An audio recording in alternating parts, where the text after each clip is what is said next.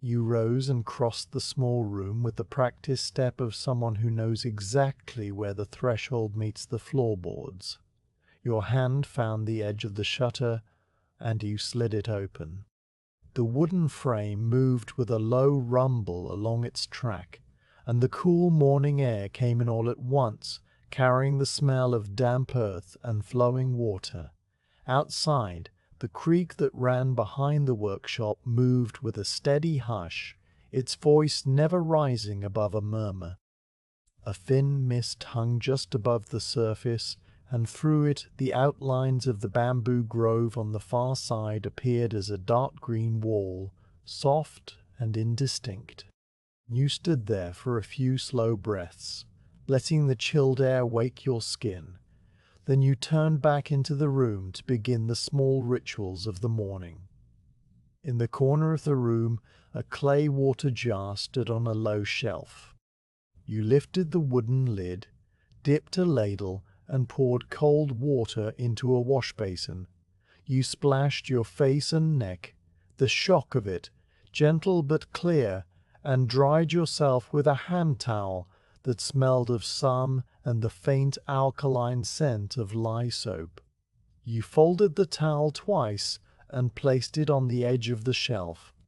Next you took a little charcoal from a lidded pot and arranged it in the small brazier, using a fire stick to kindle a tiny flame that caught slowly, the way charcoal always does, with patience.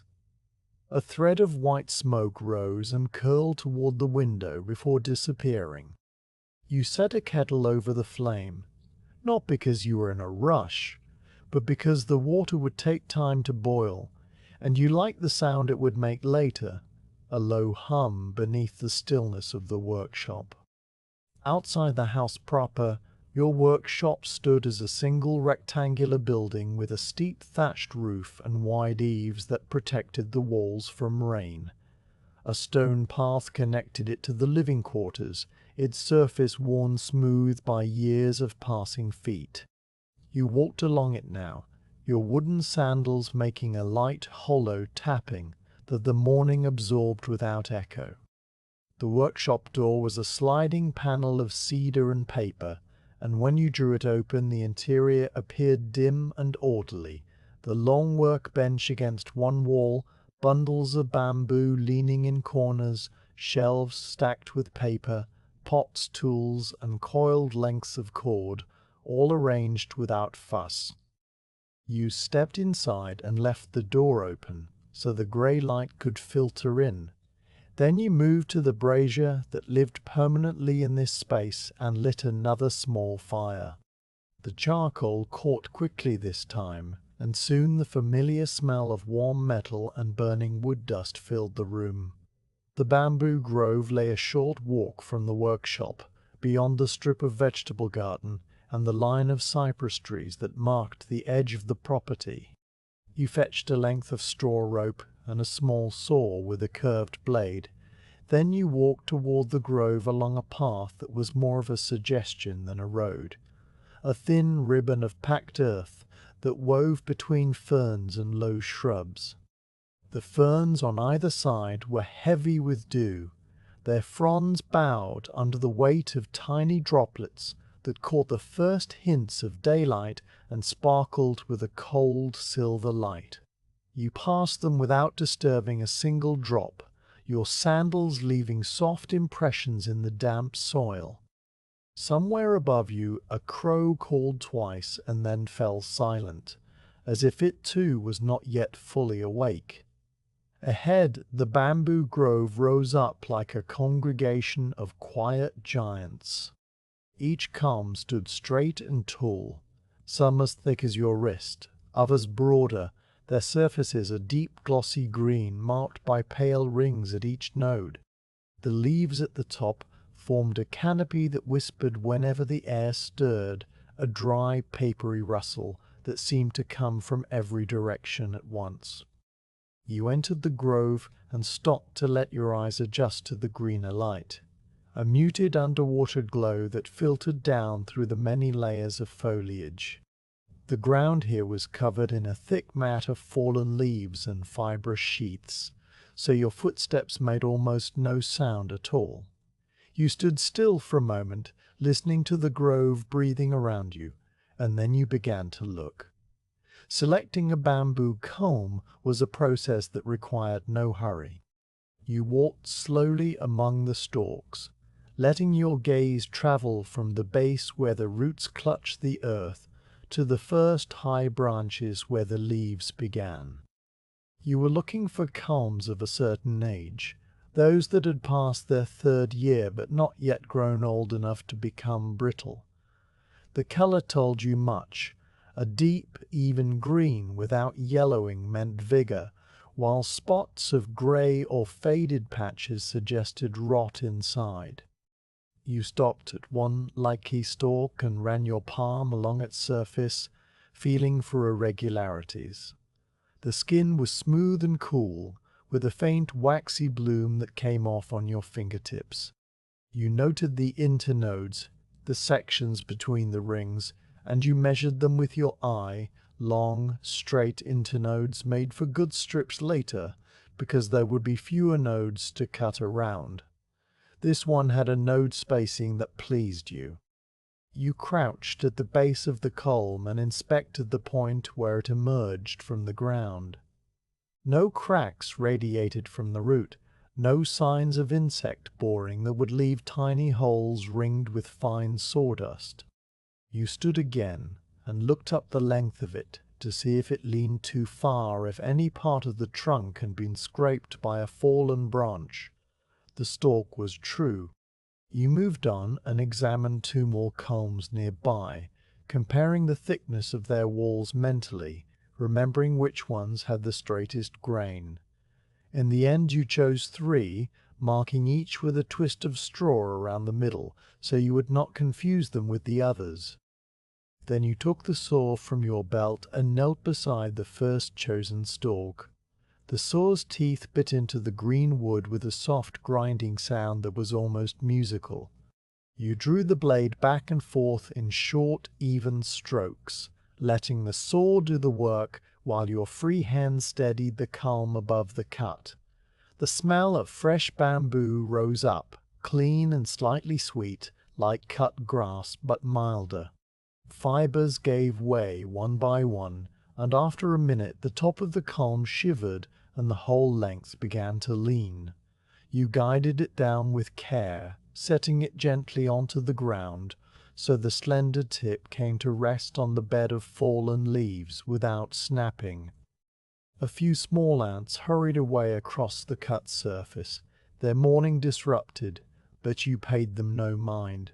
You repeated the process with the second and third stalks, each fall accompanied by the same gentle crash of leaves and the same settling quiet afterwards. When all 3 lay on the ground, you used the saw to trim the leafy tops and the thick basal sections, leaving only the long middle portions that contained the best material. The discarded bits you piled neatly against the trunk of a living culm, where they would slowly return to the soil. You gathered the trimmed poles into a bundle, lashing them together with the straw rope in 2 places so they would not shift. Then you hoisted the bundle onto your shoulder, settling the weight until it balanced comfortably. The walk back seemed shorter somehow, as return journeys often do. The light had grown stronger now, thinning the mist over the creek into a faint haze that would soon burn off entirely. The heron you had not seen earlier stood in its usual place, a motionless grey shape among the reeds, one leg tucked up into its belly feathers. It watched you pass with an eye like a polished bead and offered no opinion. You followed the path between the ferns, which now appeared less burdened by dew, and had begun to lift their fronds toward the pale sun, and you re-entered the yard with the bamboo bundle still balanced across your shoulder. At the workshop door you lowered the bundle to the ground and untied the rope, placing the 3 poles side by side along the outer wall, where they would stay until you were ready to split them. You stretched your shoulders, which felt warm and loose from the walk, and you poured a cup of water from the stone jar that lived beside the entrance, drinking it slowly while leaning against the doorframe. A cicada buzzed once, testing the air, then fell silent. Far away, the temple bell sounded, its note arriving not as a strike, but as a long, round hum that hung in the air for several seconds before fading into the general quiet. You counted it without thinking, the hour of the dragon, mid-morning according to the old way of reckoning time. Inside the workshop, the brazier had burned down to a bed of glowing coals. You placed a few more pieces of charcoal on top and used a bamboo blowpipe to coax them into flame, your breath making a soft rushing sound through the narrow tube. When the coals brightened from red to orange, you set the kettle on its trivet and waited for the water to begin its low simmer. While you waited, you tidied the workbench, brushing away a few dried leaves that had blown in overnight and wiping the surface with a damp cloth. You took down the tools you would need later, the splitting hatchet with its short wooden handle and heavy iron head, the mallet made from a section of oak branch, a set of small knives with blades wrapped in oiled paper. These you arranged in a row at the far end of the bench, each one within easy reach but out of the way of your main work area. The routine of arrangement was as much a part of the craft as the cutting itself, a way of settling the mind into the rhythm ahead. The kettle began to whisper, a sound that started as a faint hiss and grew into a gentle bubbling. You lifted it from the coals with a folded cloth and poured steaming water into a small teapot where a pinch of coarse green tea already waited. The water darkened instantly, releasing a grassy, slightly nutty aroma that mingled with the charcoal smoke and the everlasting scent of bamboo dust. You poured the tea into your rough clay cup and held it between both palms, letting the heat seep into your knuckles, which were always a little stiff in the morning. You did not drink right away. You sat on the low stool by the doorway and watched the bamboo poles resting against the wall. The first one still had a few of its branch stubs attached, little knobs that you would need to pare down with a knife. The second had a faint scratch along its length, a mark that would probably peel away with the outer skin. The third was nearly perfect. You catalogued these details without judgment, just as a farmer notes the condition of his fields. When the tea had cooled enough to drink, you sipped it slowly, feeling the warmth travel down your throat and spread through your chest. Outside, the mist had vanished completely now, and the sun had climbed high enough to touch the workshop eaves, casting a sharp shadow line across the packed earth of the yard. A pair of sparrows landed on the edge of the water trough, dipped their beaks, and flew off again in a flutter of brown wings. The day was unfolding exactly as days do here, and nothing pressed upon you except the quiet knowledge of the work ahead. You finished the tea, rinsed the cup with a splash of cold water from the ladle, and set it upside down on the shelf to dry. Then you stood, brushed the wrinkles from the front of your yukata, and walked to the stack of bamboo. You lifted the first pole, the one with the branch stubs, and carried it into the workshop. You placed it across two wooden horses that served as a cutting stand, the long green cylinder bridging the gap between them with a slight sag at the middle. You fetched the small knife from the bench, tested its edge with your thumb, and began the slow, careful work of trimming away the stubs, each cut a small, precise movement that removed only what was unnecessary and left the rest untouched. The shavings fell in thin brown curls onto the floor, and outside the sparrows returned to the water trough, and the creek continued its endless patient murmur, and the morning settled deeper into the bones of the world.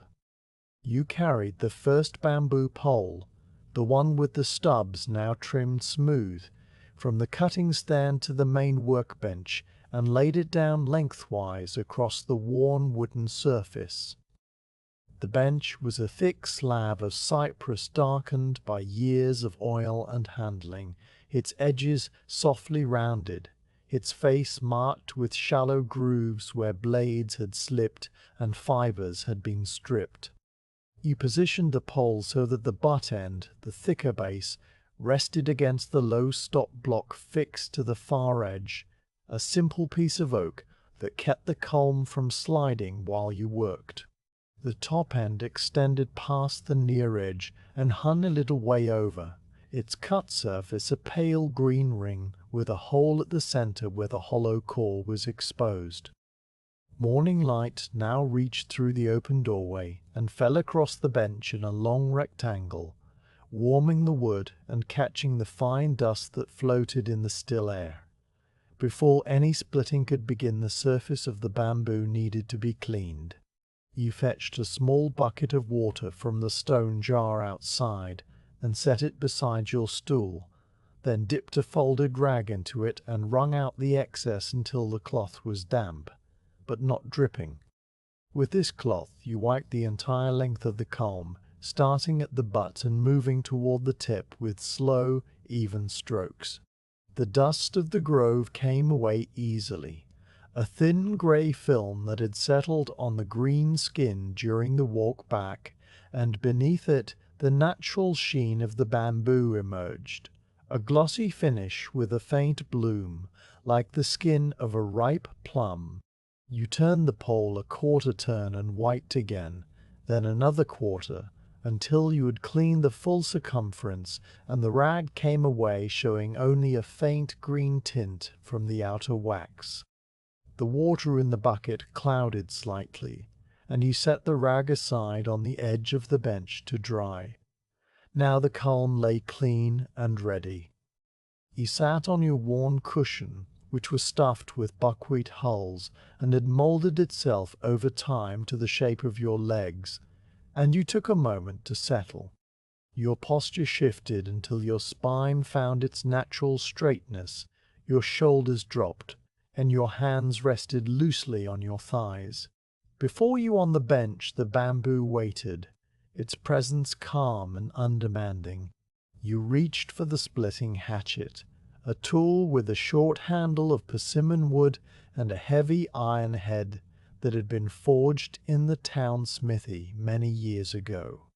The cutting edge was curved and sharp, but not razor thin, because splitting bamboo required a wedge that could force fibers apart rather than slice through them. You tested the edge against your thumb pad, felt the bite of it, and nodded once to yourself. The first split was the most important, the one that would determine how straight all the others would be. You picked up the mallet, a dense piece of oak branch cut to the length of your forearm, and you placed the hatchet blade at the exact center of the butt end of the culm.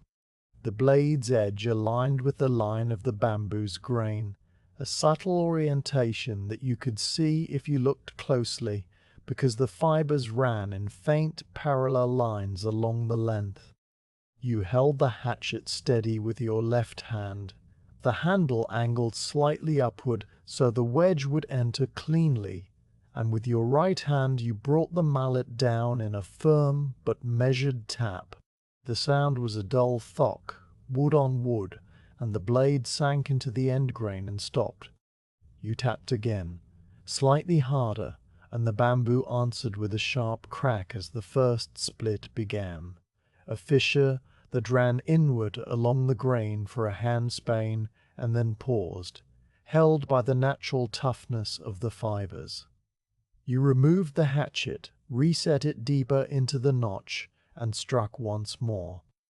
The split advanced, opening the culm like a mouth parting to speak, and now you could feel the vibration of the separating fibers travel up through the handle into your palm, a sensation that was both firm and delicate.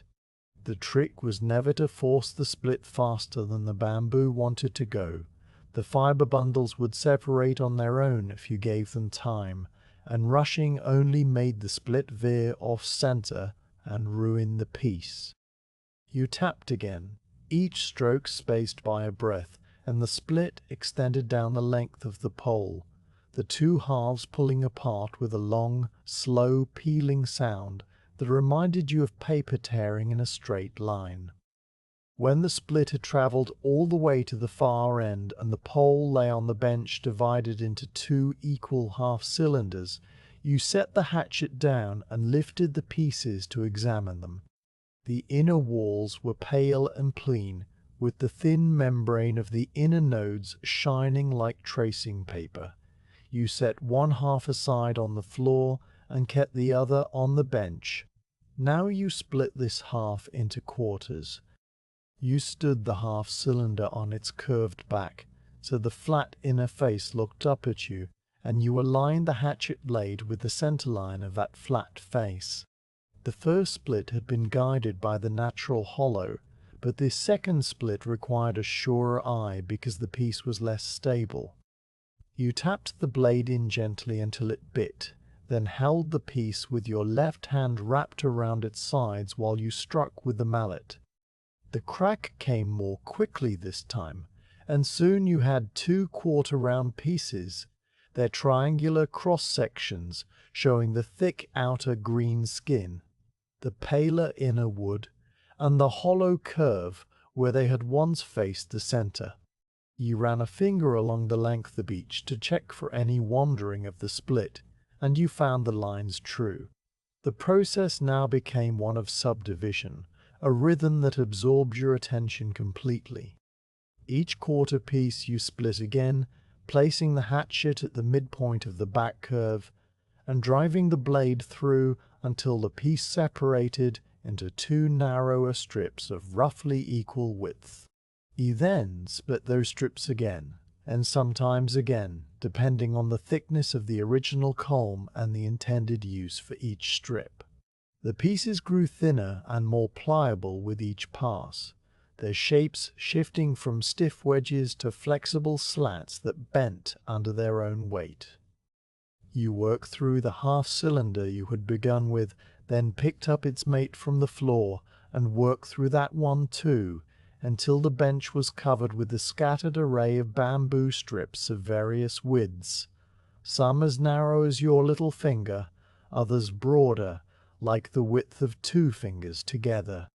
The air in the workshop filled with the clean green smell of fresh bamboo, a scent that was crisp and mildly sweet, and the floor around your stool became littered with small splinters and curly shavings from the trimmed nodes.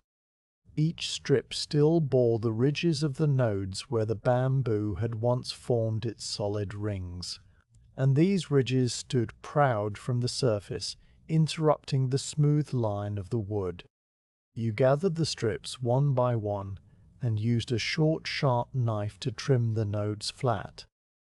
You held each strip against the bench edge, the node projecting slightly, and drew the knife toward you with a controlled stroke that pared away the raised tissue without cutting into the surrounding wood. The shavings that resulted were thin and fibrous, paler than the rest, and they fell into a small pile that grew slowly at your feet. The knife blade made a soft scraping sound, different from the splitting sounds, more like a whisper against the grain.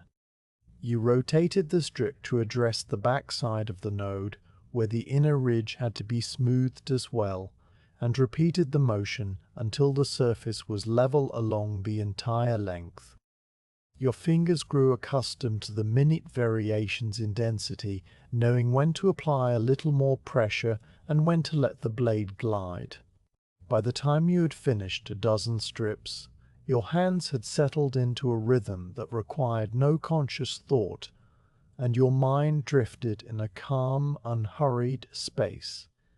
The light crept across the workbench as the morning advanced. When you had first sat down, the rectangle of sun had only just reached the stop block at the far end, but now it had travelled fully across the bench and lay partly on the floor, its edge climbing the wall where a shelf of oil pots threw small elongated shadows. You paused in your work and straightened your back, placing both hands on your knees.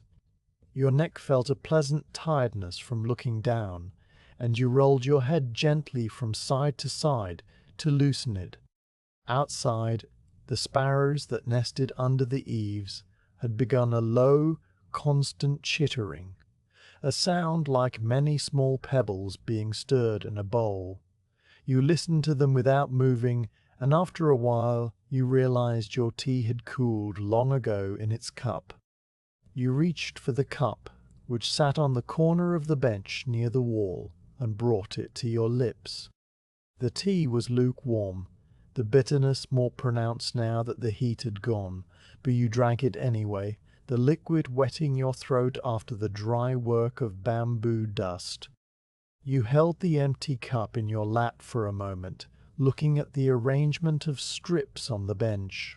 They were no longer a chaotic scatter.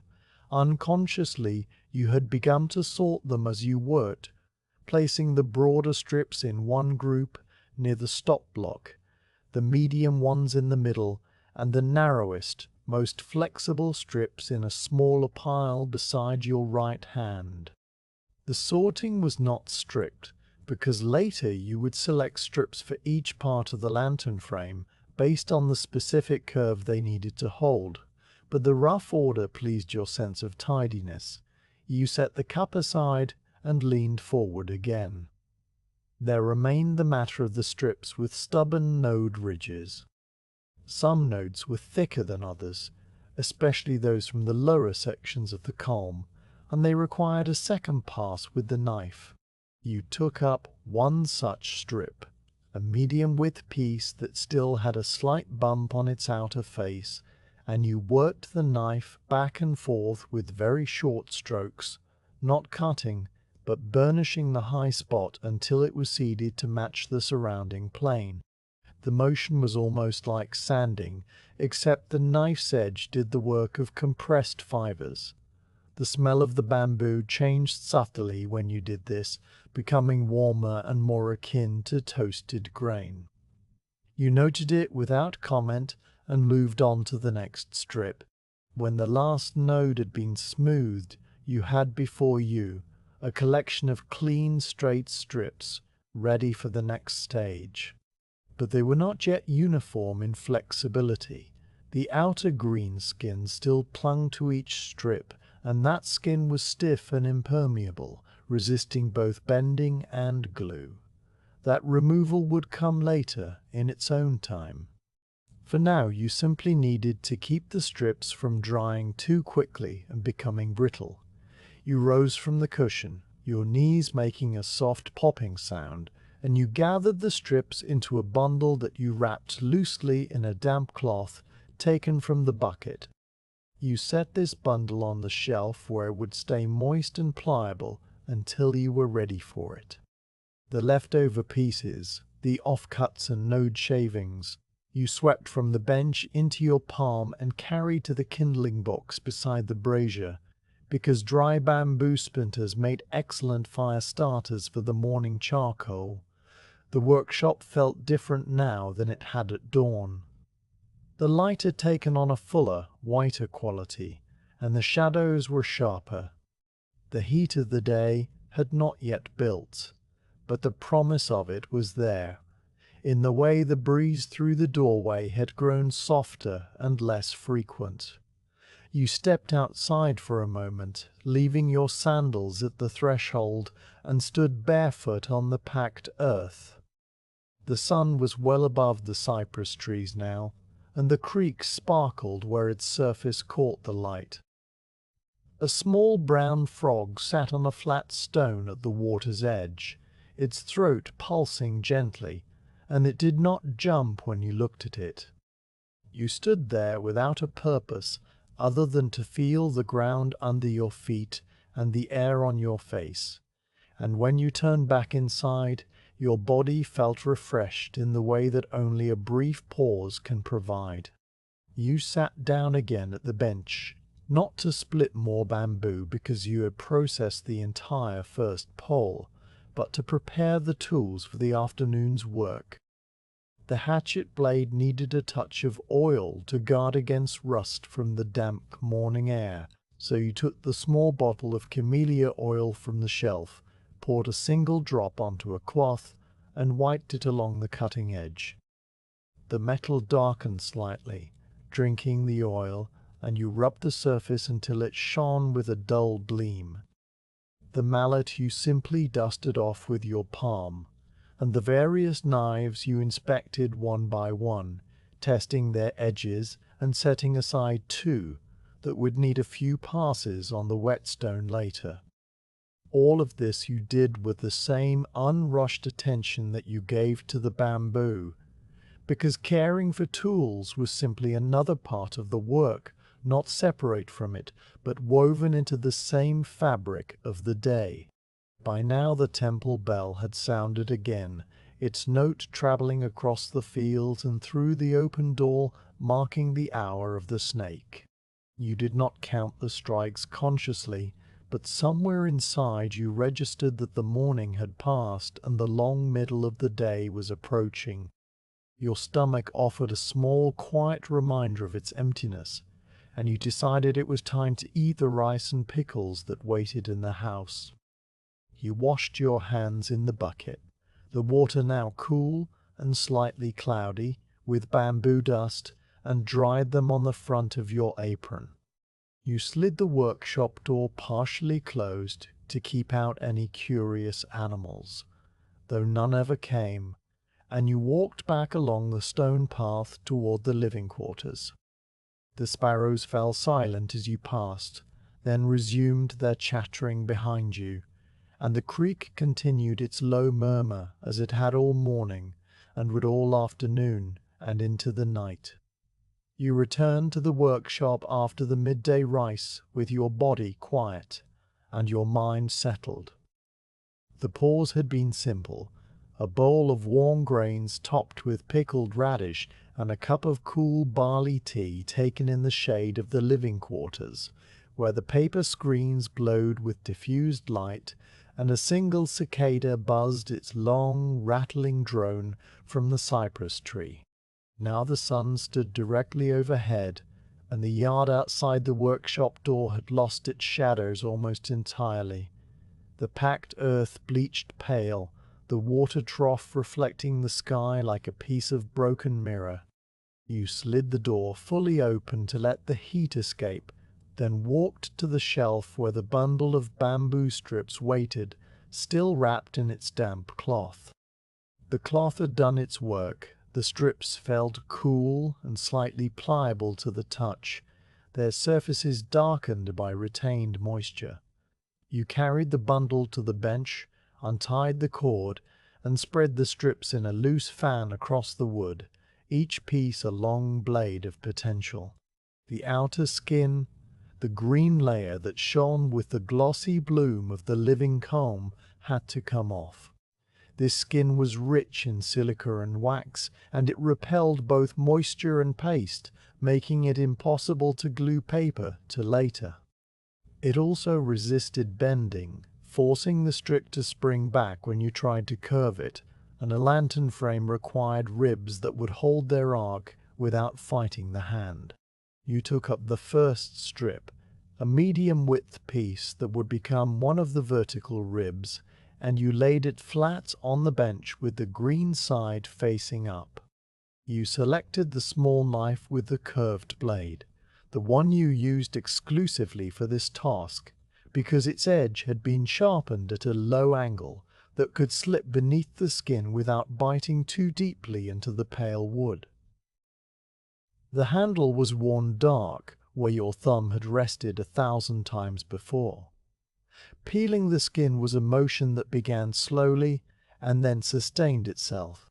You set the blade near the butt end of the strip, angled it almost flat against the surface, and pushed forward with a light, constant pressure.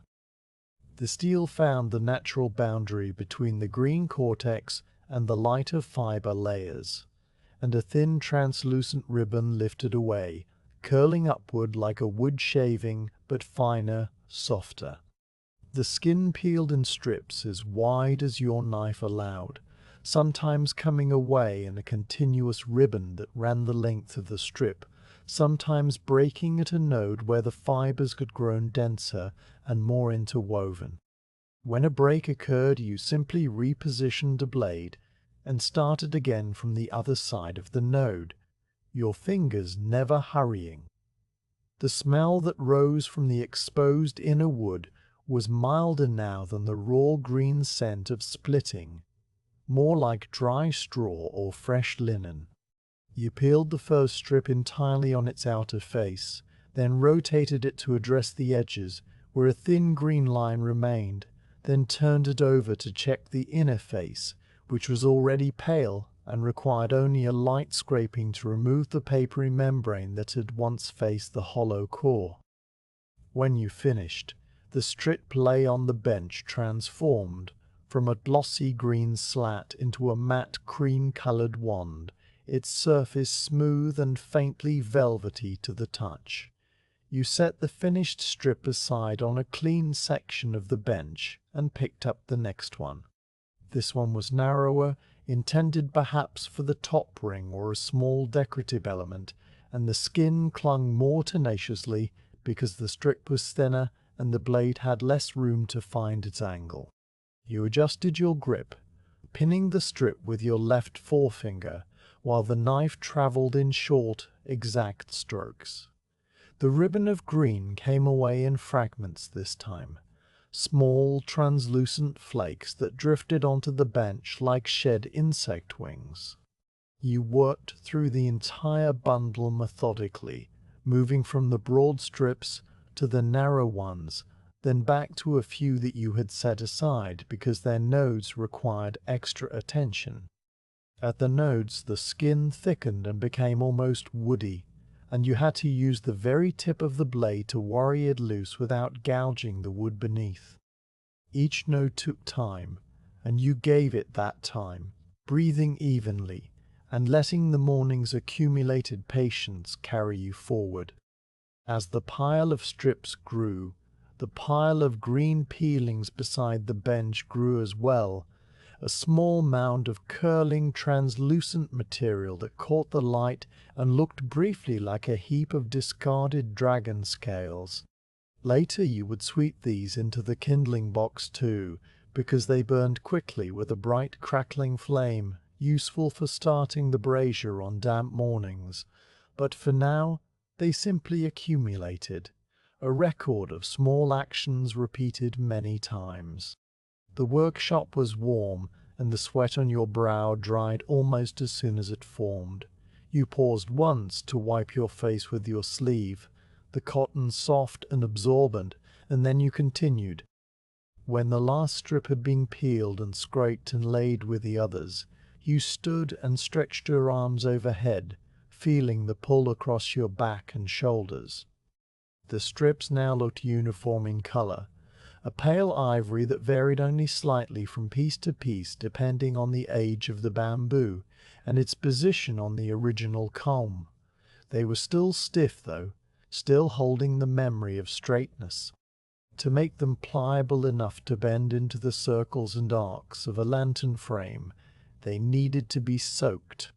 You walked to the corner of the workshop where a wooden tub stood on a low platform, a vessel made from cypress staves bound with iron hoops, wide enough to hold several bundles at once. It had been empty since the last batch of lanterns, and a fine layer of dust had settled on its bottom. You fetched the bucket of water from the stone jar outside, filled it twice, and poured both loads into the tub, the water splashing softly against the wood. The level rose to about halfway, enough to submerge a bundle completely. Then you gathered the strips, counted them without any need for a precise tally, but simply to feel their collective weight in your hands, and you lowered them into the water. The strips floated at first, resisting wetting as dry wood does, their pale ends bobbing. You pressed them down with both palms, and air bubbles escaped from the cup fiber ends with a faint fizzing sound, each bubble rising to the surface and breaking silently. Gradually the strips absorbed water and began to sink, their buoyancy fading until they all rested below the surface in a loose, untidy cluster. You selected a smooth river stone from the row of weights on the shelf, a dark grey oval that fit neatly in your palm, and you placed it on top of the bundle to keep everything submerged. The stone had been used for this purpose for so many years that its surface had worn satiny, and it settled onto the bamboo with a quiet finality. The water dimpled around it and then grew still, a brownish tint already beginning to seep from the strips as tannins and residual starches leached out. You left the tub and returned to the bench. The work surface needed cleaning after the peeling, so you took a stiff brush made from coconut fiber and swept the bench thoroughly, pushing the green peelings and dust into a small pile at the edge. You cupped the pile in your hands and carried it to the kindling box, letting it fall softly onto the heap of charcoal fragments and dried moss. The brush you tapped against the side of the box to dislodge any clinging bits, then you hung it on its hook on the wall.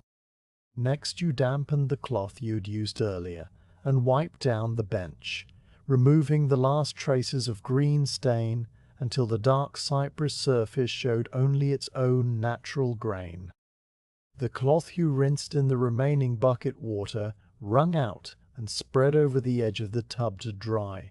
With the bench clean and the bamboo soaking, a natural pause opened in the day.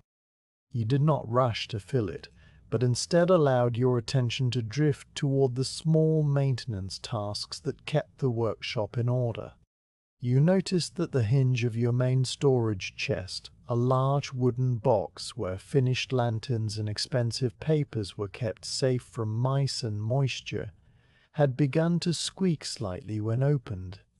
The sound was not loud, but you had noticed it the day before when retrieving a sheet of mulberry paper, and it had lingered in your mind as a thing to attend to. You walked to the chest, a solid piece built from kaiki wood with heavy iron fittings, and you lifted the lid. The hinge, a simple pair of iron loops with a removable pin, showed a faint trace of rust at the contact points. You took the small bottle of camellia oil from the shelf, the same one you used for the hatchet, and you tipped a single drop onto the hinge joint. You worked the lid up and down slowly, distributing the oil, and the squeak faded immediately into a smooth, silent motion. You wiped the excess oil with a rag, closed the lid, and felt the quiet satisfaction that comes from a small thing set right. While you were at the chest, you opened it again and checked the mulberry paper sheets that you had stored there. The paper was precious, made by a papermaker in the next village who worked only with the inner bark of young koso branches, and each sheet represented a long chain of careful steps, harvesting, steaming, stripping, beating, and finally forming on a bamboo screen. You lifted the stack of sheets, about 20 in all, and fammed through them gently.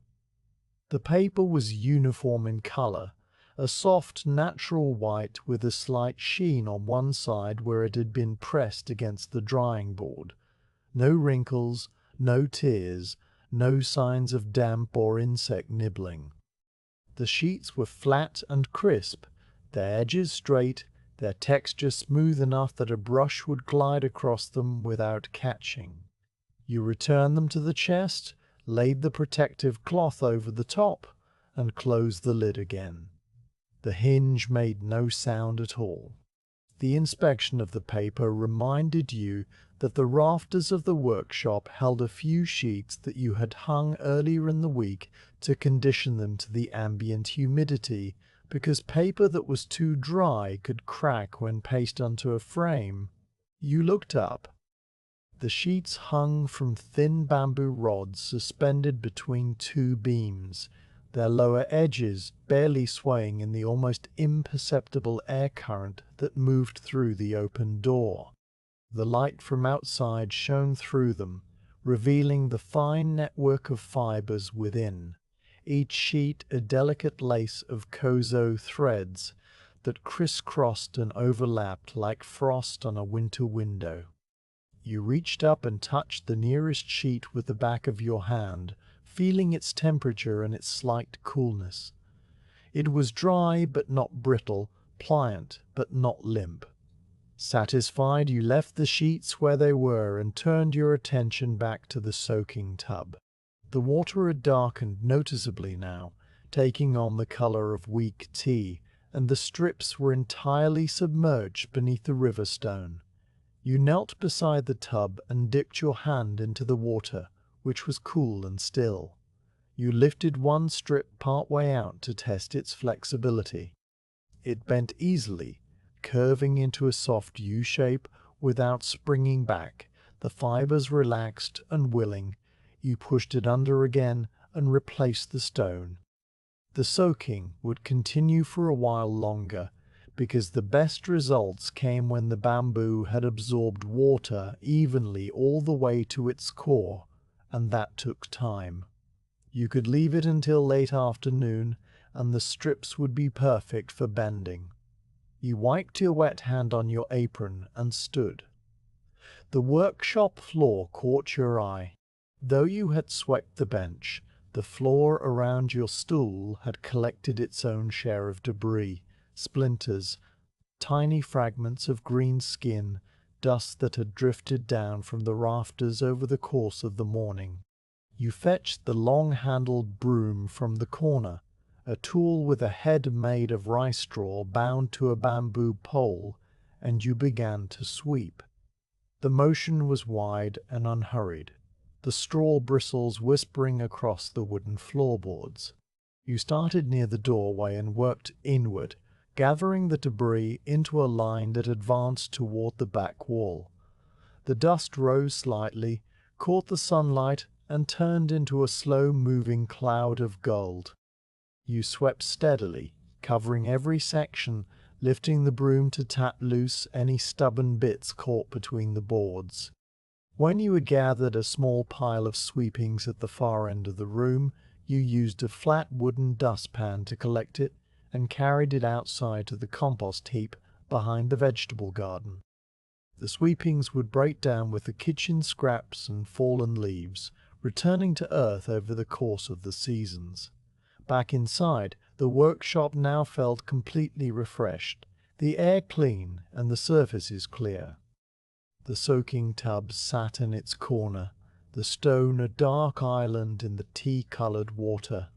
The bench was bare except for the row of cleaned knives at its far end. The brazier held only cold ash from the morning fire. You stood in the center of the room and let the stillness of the place settle around you like a familiar garment. There was no need to produce anything in this moment, no demand on your hands or your attention. The afternoon would unfold as it would, and the bamboo would be ready when it was ready.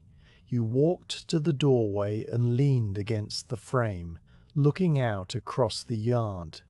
The sun had begun its slow descent from the high noon point, and the shadows of the cypress trees had reappeared, stretching eastward now, their edges soft.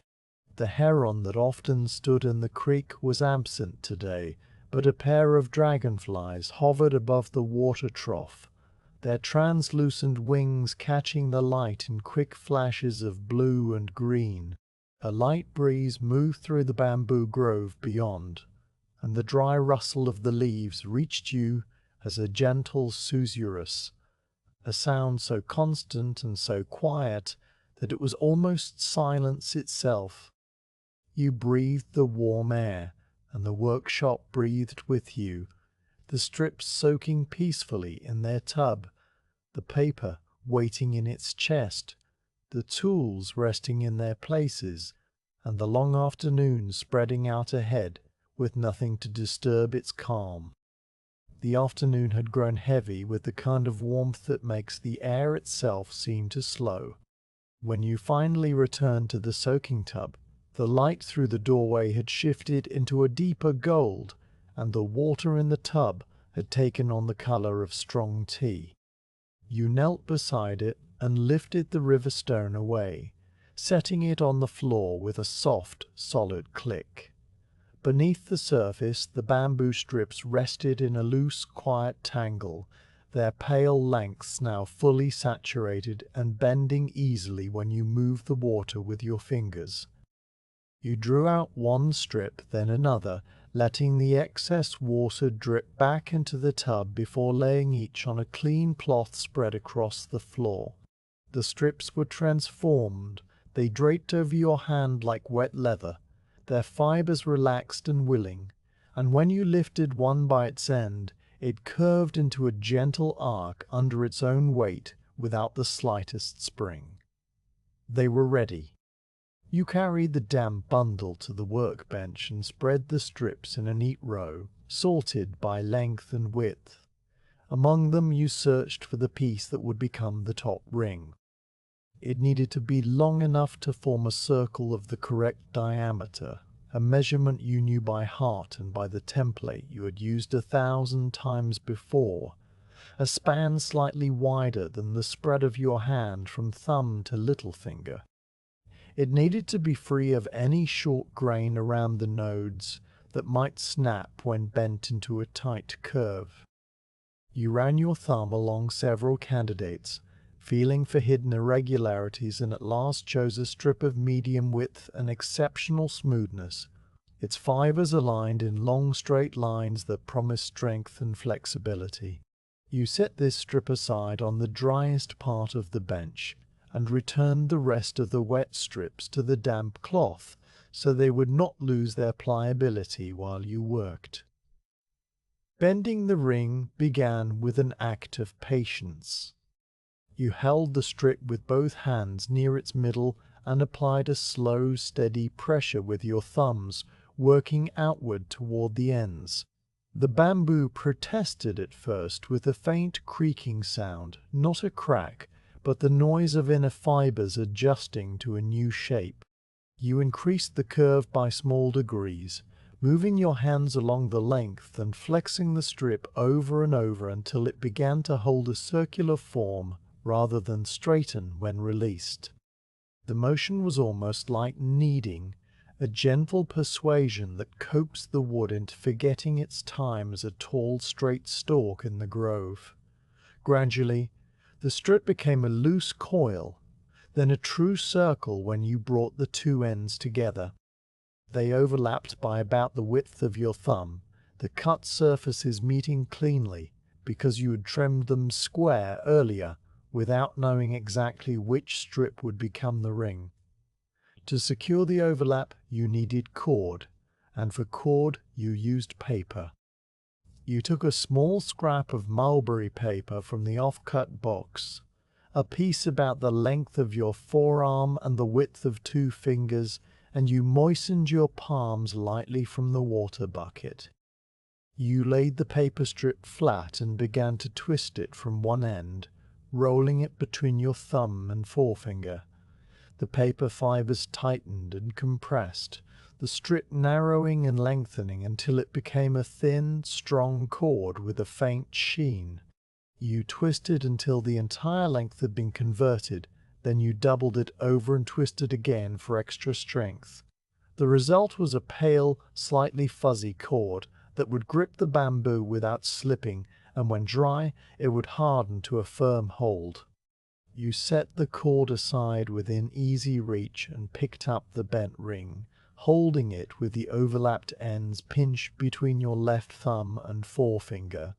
With your right hand, you took the cord and began to wrap it around the overlap. You started just below the overlap, winding the cord tightly over both layers of bamboo with a motion that spiraled upward, each turn pressed snug against the one before. The cord bit into the damp wood slightly, leaving faint indentations that would only improve the grip. After 6 or 7 turns, you tied a simple square knot, the kind that holds under tension but can be untied only with deliberate effort, and you pulled it tight with a quick, firm tug. You tested the join by pressing the ring between your palms. It held its shape, the overlap invisible beneath the neat band of paper cord. The ring was complete, a perfect circle of pale bamboo, light as a handful of dried grass. Now you placed the ring on the jig board. The board was a flat disc of cypress wood that had been turned on a lathe long ago, its surface smooth and stained from years of handling. At its center a short wooden peg rose vertically, and around the perimeter, spaced at even intervals, 8 shallow holes had been drilled at a slight outward angle, each hole just deep enough to hold the end of a rib strip. The spacing was not arbitrary. It followed a template of measurement that ensured the lantern's belly would swell symmetrically. You slipped the top ring over the central peg, letting it settle onto the flat surface of the board, where it sat level and true. The ring's inner edge aligned with the circle described by the 8 holes, so that a strip inserted into any hole would stand up just outside the ring, leaning slightly outward at the base.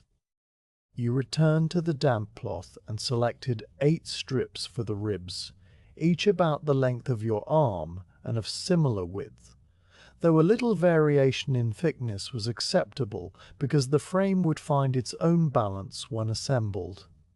The strips were so pliable now that they drooped when you held them by one end, and they took a bend with no more resistance than a willow withe. You carried them to the jig board in a loose bundle and set them on the bench beside it. Then you took the first strip and slid one of its squared ends into the first hole at the perimeter of the board. The fit was snug but not forced, the damp wood settling into the cavity with a soft, positive stop. The strip stood up from the hole at a gentle outward slant, a single pale line rising from the dark wood. Now came the motion you had performed so many times that your hands knew it better than your mind. You grasped the standing strip about halfway up its length and drew it inward toward the top ring, bending it into a smooth arc. The strip curved easily, its middle bowing outward while its upper portion angled in to meet the bamboo circle. You held the crossing point where the rib met the ring pinched between your thumb and the side of your finger, and with your free hand you took a length of fine hemp thread from the spool that hung on a peg at the edge of the bench. The thread was pale brown and slightly waxy, made from hemp fibers twisted into a cord as fine as embroidery silk. You looped it around the intersection twice, the thread crossing over itself on the second pass, and you pulled it tight enough to bite into the bamboo without cutting. Then you tied a square knot directly against the wood, the knot small and hard, and you snipped the excess thread with a pair of small shears that left the end flush and tidy. The first rib was now fixed to the ring, its bottom end anchored in the perimeter hole, its middle swelling outward in a graceful arc. You rotated the jig board slightly on the bench, aligning the next hole with your hands, and inserted the second rib. This strip was a shade thinner than the first, and it bent with a fraction more ease, its curve describing a slightly fuller belly. You brought it inward to the ring at a point exactly opposite the first rib, following the lantern maker's rule of balance. Opposing ribs always came next to distribute the tension evenly. You held the crossing, wrapped the hemp thread twice, tied the square knot, and snipped the end with the same small, crisp sound of the shears. The frame now had 2 ribs arching away from each other like the halves of a globe, and the shadow they cast on the wall behind the bench took on the vague outline of a seed pod. The remaining 6 ribs went in one after another, each placement a repetition with small variations that your hands registered without your mind needing to comment upon. You inserted a rib, bent it inward, held it, wrapped it, tied it, snipped it, and moved to the next. As the ribs accumulated, the frame began to assert its own form. The 8 strips created a cage that was wide at the middle and narrow at the top, where they all converged on the ring, the bamboo strips crossing the space at slightly different angles, because no 2 strips had exactly the same natural curve. The result was a shape that felt organic, like the skeleton of a gourd or the ribs of a folded parasol. The lantern's belly swelled with a gentle, even fullness, and where the ribs met the ring they formed a collar of pale wood and tiny knots, each knot a dark speck against the ivory surface. You paused after the 4th rib to stretch your fingers, which had begun to cramp slightly from the repetitive tying. You flexed your hands open and closed several times, then massaged the base of your thumbs with a kneading pressure that released the small knots of tension. Outside, the light had dimmed, not with the approach of evening but with a change in the sky that you noticed without looking up, a subtle shift in the quality of brightness that meant clouds had gathered. The sparrows under the eaves had fallen quiet, and the air through the doorway had taken on a fresh, cool scent, the smell of coming rain. You returned your hands to the frame and fitted the 5th rib, then the 6th, and the cage grew denser.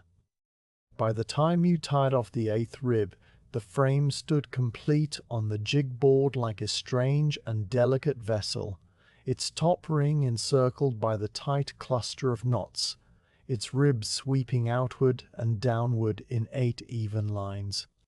The bottom ends of the ribs remained in their perimeter holes, splayed at the widest point of the form, and you knew that later these ends would be gathered together and fitted into the wooden base tray, where they would taper inward to form the neck of the lantern. For now, though, the frame was only half of its final self, an open bell that rang with quiet potential. You sat back on your stool and looked at what you had made, your hands resting loosely on your knees. The shadow of the frame fell across the wall in a shape that was both familiar and strange, an elongated form that shifted whenever you moved your head. It resembled a cocoon or the chrysalis of a large moth, with its bundled top and its wide middle, the ribs casting multiple overlapping lines that blurred together at the edges. The afternoon light had become grey and muted, so the shadow was soft, its edges feathering into the darkness of the wall. As you watched, a new sound began, a light, scattered tapping on the roof tiles above you, at first just a few isolated drops that hit the baked clay with a sharp little tick, then a steady, gentle rhythm as the rain grew into a shower. The smell of wet dust and dry thatch drifted down through the rafters, and the air in the workshop cooled by several degrees all at once. You did not move. The rain filled the silence that had been there before, not disturbing it, but giving it texture, the same way the creek's murmur did on dry days. The drops fell on the wide eaves and dripped in a line along the edge, each drip making a small pit in the packed earth of the yard.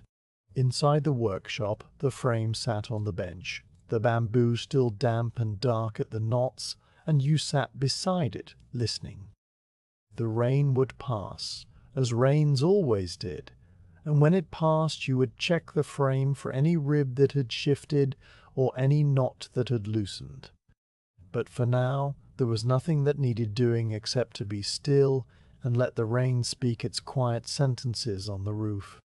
The frame rested on the wooden stand exactly where you had left it after the rain, its 8 ribs curving outward from the top ring in a cage of pale bamboo that seemed, in the grey afternoon light, to hold the shape of something not yet born. The jigboard had been removed and set aside, and the bottom ends of the ribs were still splayed wide, waiting for the day when they would be gathered into the base tray. For now the frame sat upright on a simple stand, made of 3 crossed sticks lashed together at the top, a support that held the ring level and kept the ribs from touching the bench. You circled it once, checking the knots with a light touch, and found them all firm. The bamboo had dried slightly in the air after the rain, and the knots had tightened, the paper cord now stiff and secure. You were satisfied, and it was time to give the skeleton its skin. You moved to the small iron pot that hung from a hook near the brazier, a vessel no larger than a cupped hand, its interior blackened by countless fires. You set it on the trivet over the coals, which had burned low during the frame assembly, and now glowed a steady orange under a fine coat of white ash. You added 2 fresh pieces of charcoal, blowing on them gently through the bamboo pipe until they caught, and then you waited for the pot to warm while you gathered the other things. From the clay jar on the shelf you scooped a small mound of rice flour into a wooden bowl, the flour fine and white and soft, clinging to the sides of the scoop. You carried it to the bench along with a cup of cold water drawn from the stone jar outside, where the rain had left the water slightly cooler than before. You set both beside the brazier and took up the bamboo whisk, a tool you had made yourself years ago from a single piece of bamboo, split into many fine tines that fanned out at the end like the tail of a bird. The pot gave off the faint metallic smell of heated iron, and when you flicked a drop of water onto its surface, it skittered and evaporated in a quick hiss. You poured the rice flour into the pot, then added the cold water in a thin, steady stream while stirring with the whisk. The flour billowed up in a pale cloud before the water caught it, and the mixture turned into a thin, milky liquid that swirled around the tines. You stirred with a motion that came from your wrist, not your arm, a gentle, constant rotation that kept the flour from settling. The paste was thin at first, no thicker than cream, and tiny bubbles rose to the surface and broke silently. The smell of raw flour hung in the air, a clean, starchy scent like the aroma of freshly washed rice. As the pot heated, the paste began to change. It started at the edges, where the liquid touched the hot iron directly, a faint thickening that you could see as a translucent rim forming. You stirred this rim back into the center, and the whisk began to meet a slight resistance, the liquid growing heavier. The smell shifted too, the raw flour note deepening into something warmer and sweeter, the smell of rice cooking. You adjusted the pot's position on the trivet, moving it slightly away from the hottest coals so the paste would not catch and burn. The stirring never stopped. You moved the whisk in a slow figure 8 now, tracing the same path over and over, folding the thickening paste from the bottom up over the top. The mixture turned from white to ivory, then from ivory to a translucent pearl, and the bubbles stopped rising as the paste grew smooth and glossy. When you lifted the whisk, the paste clung to the tines in a thick, even coat that dripped back into the pot in slow, heavy strands. It was ready. You removed the pot from the heat and set it on a small ceramic tile on the bench where it would stay warm but not continue to cook. The paste continued to steam faintly, its surface developing a thin skin almost immediately. You would have to work steadily now before it cooled and stiffened, But there was no rush because the paste could be thinned with a drop of water and stirred again if needed. You laid a damp cloth over the pot to keep the skin from drying too fast, then turned to the chest that held the mulberry paper. You lifted the lid, and the familiar smell of dry kozo fibers rose up, a scent that was almost like hay but cleaner without the sweetness. The stack of sheets lay under their protective cloth, and you removed the cloth and stood for a moment looking at the paper. Each sheet was a rectangle about the length of your forearm in both directions, its surface slightly textured with the faint grid of the bamboo screen on which it had been formed. You leafed through the stack and selected a sheet from the middle, one that had been conditioned by the workshop air and was neither too dry nor too damp. You held it up to the light from the doorway. The paper glowed, and the fibers within became visible as a delicate net of interlocking threads, some thick and some thin, running in every direction, but with a gentle bias toward the length of the sheet. There were no holes, no thin spots, no lumps of unbroken fiber. The papermaker had done their work well. You lowered the sheet and carried it to the bench, laying it flat on the cleanest section, with its smoother side facing down. The paste brush waited in its pot of water, a flat brush made from the hair of a deer's winter coat, soft and dense and slightly springy. You lifted it, shook off the excess water, and blotted the tip on a rag until it was damp, but not wet. You removed the cloth from the paste pot and dipped the brush into the warm paste, loading it with a moderate amount that sat on the bristles like thick cream. The brush made a soft, sucking sound as you lifted it. Now you turned to the frame standing upright on its cross-stick stand, and you began to apply the paste to the ribs. You started with the rib nearest you, the one that faced the front of the bench. You drew the brush along its outer surface from the top ring down to the splayed bottom end, using a single long stroke that laid down an even ribbon of paste. The bamboo accepted the paste readily, the damp wood absorbing some of the moisture and leaving the starch sitting lightly on the surface. You reloaded the brush and painted the next rib, then the next, moving around the frame in a slow circle. Each rib received one stroke on its outer face, and as you worked, the paste began to cool on the bamboo, turning from glossy to matte and becoming slightly tacky. The scent of warm rice and damp bamboo blended together, filling the space around the bench with a mild, comforting aroma. You made sure the paste reached the top ring, where the paper would need to adhere firmly to the bamboo circle, and you added a little extra at each knot, dabbing it into the crevices with the tip of the brush. When all 8 ribs had been coated, you set the brush aside and lifted the paper sheet with both hands. Positioning the paper required a moment of alignment. You stood beside the frame, holding the sheet vertically by its top corners, and you brought it close to the ribs without yet touching. The top edge of the sheet aligned with the top ring, and you centered it so that the left and right edges would overlap by a small amount when you wrapped the paper around the frame. You leaned in, your face near the paper, and you touched the top edge to the pasted ring. The paper caught immediately, its fibers drinking the moisture from the paste. You held it there with one finger while your other hand smoothed downward, pressing the paper against the first rib.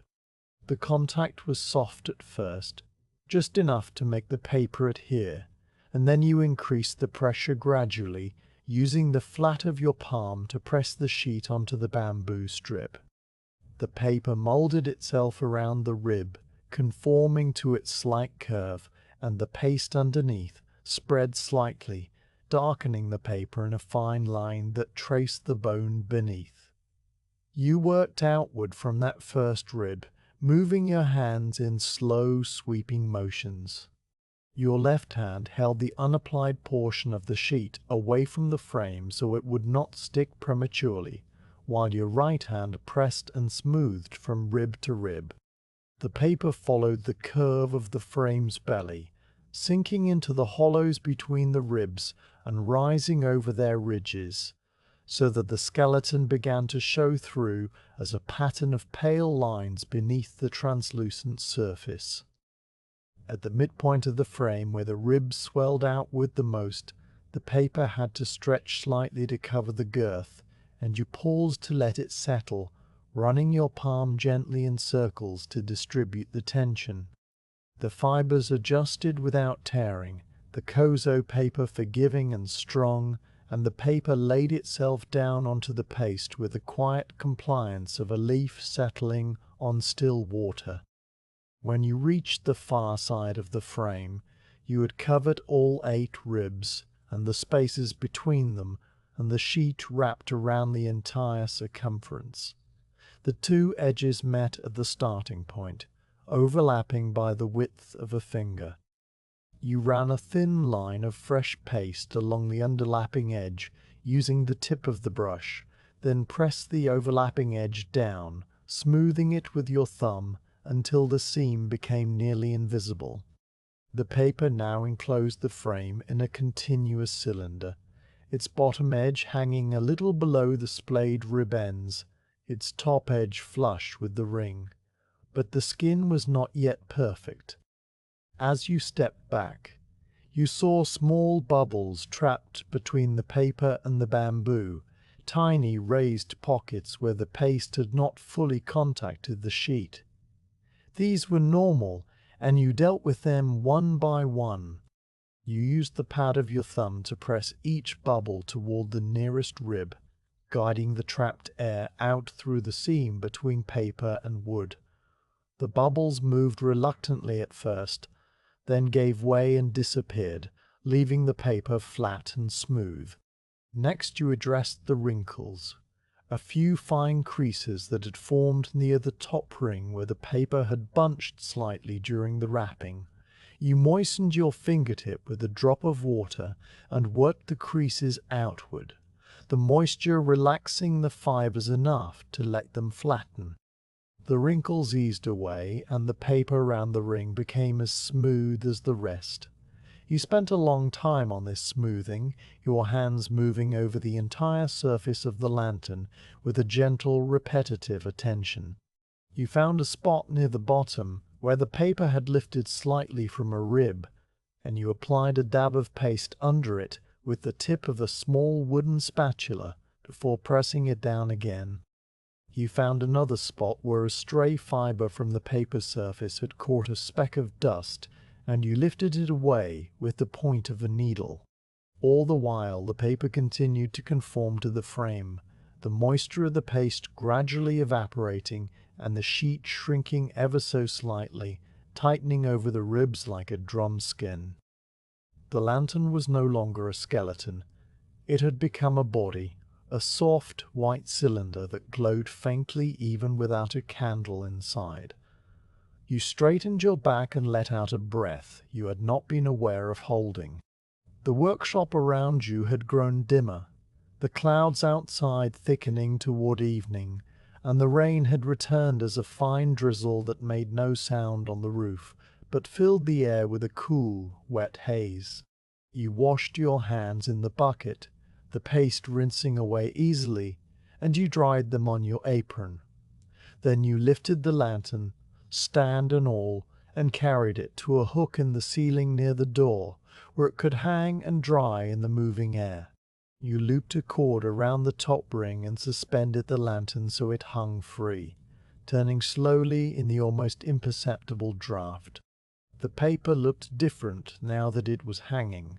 The light from the doorway shone through it softly, revealing the shadows of the ribs inside, and the whole form seemed to float, weightless and calm. You stood beneath it and watched it turn, the way the surface caught the grey light and gave it back as a faint pearlescent sheen, and you felt the quiet satisfaction of a step completed, the frame now clothed and resting, the paste slowly hardening into the bond that would hold it all together. The lantern hung from the ceiling, hook and turned in the slow, almost imperceptible air current that moved between the doorway and the back wall, its fresh paper skin catching the grey afternoon light in a soft, diffused glow. You stood beneath it for a time, watching the way the damp paste darkened the paper in faint patches that would fade as the moisture evaporated, and you noted the places where the single sheet you had applied wrapped fully around the frame. A lantern of this size, however, was not made from one piece of paper alone. The body required panels, separate sections that overlapped at their edges to form a continuous surface stronger than any single sheet could be. What you had done so far was only the first panel, the foundation onto which the others would be laid, and now the paste had dried enough that you could continue without disturbing that initial bond.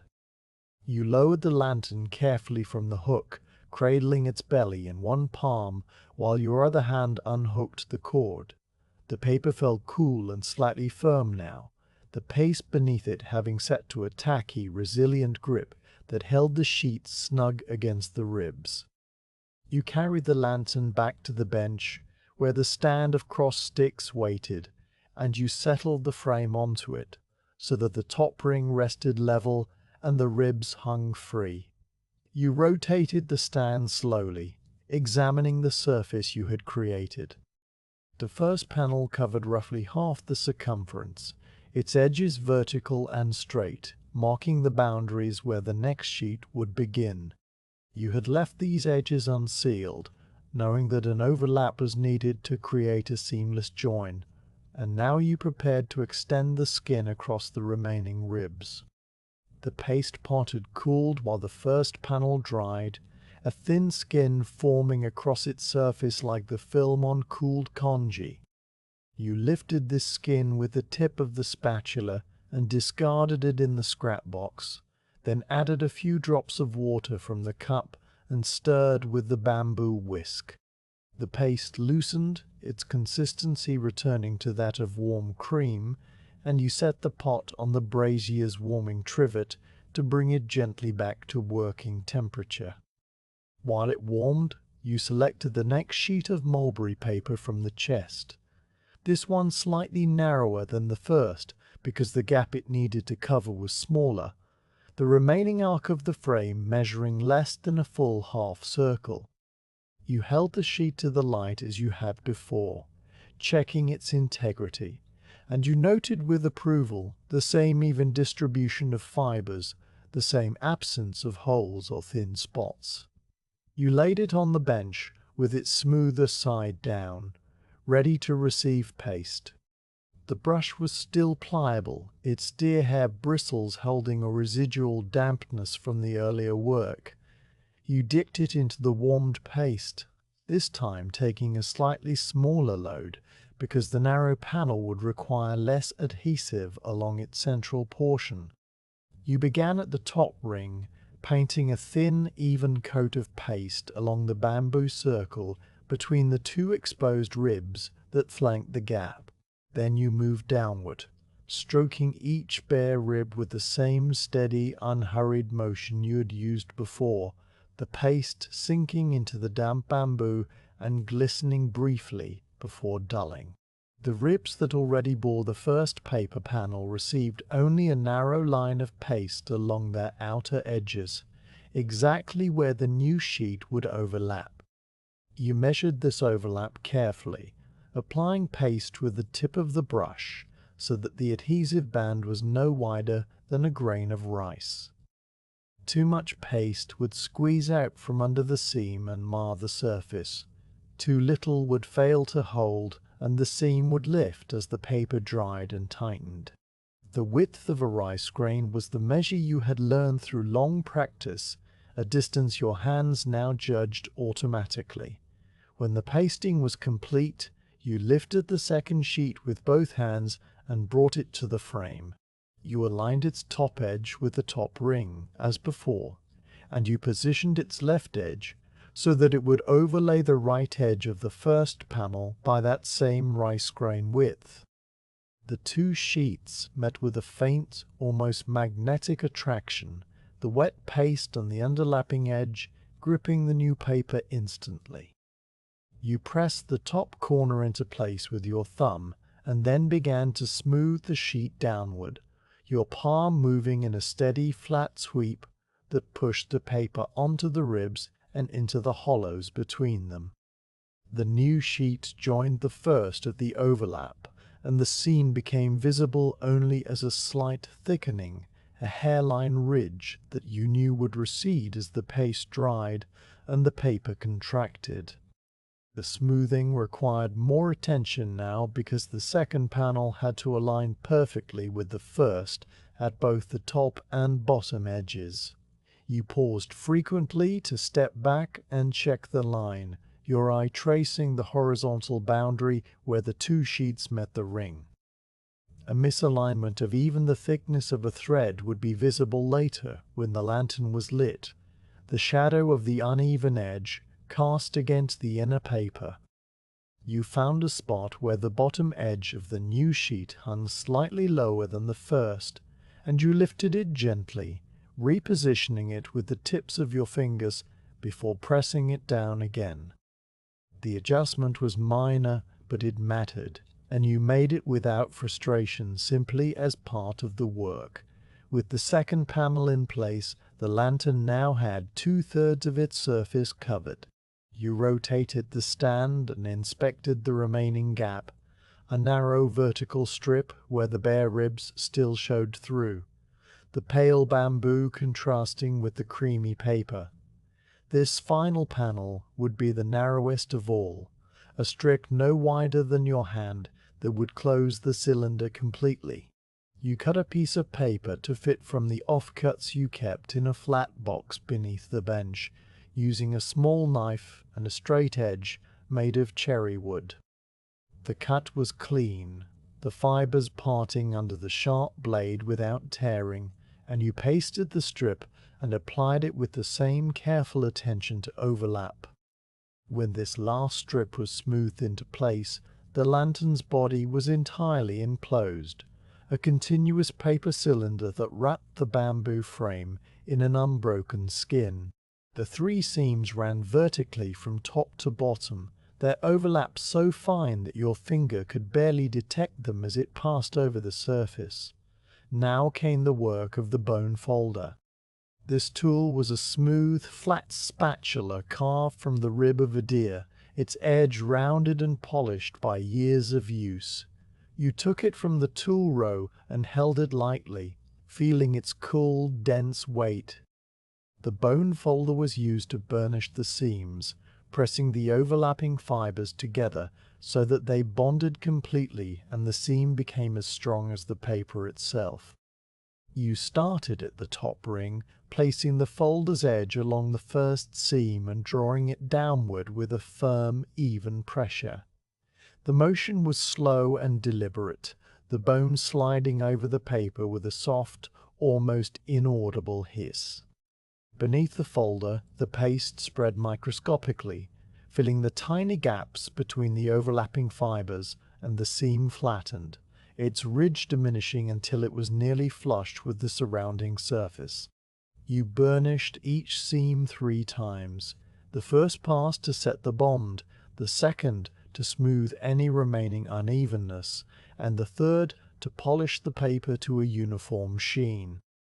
The bone folder left a faint track on the paper, a slightly compressed line that caught the light differently, but this track would fade as the paper fully dried and the fibers relaxed. You paused during the burnishing to refill the paste pot, which had thickened again as steam escaped from its surface. A small ladle of water from the cup, a few turns of the whisk, and the paste returned to its proper consistency.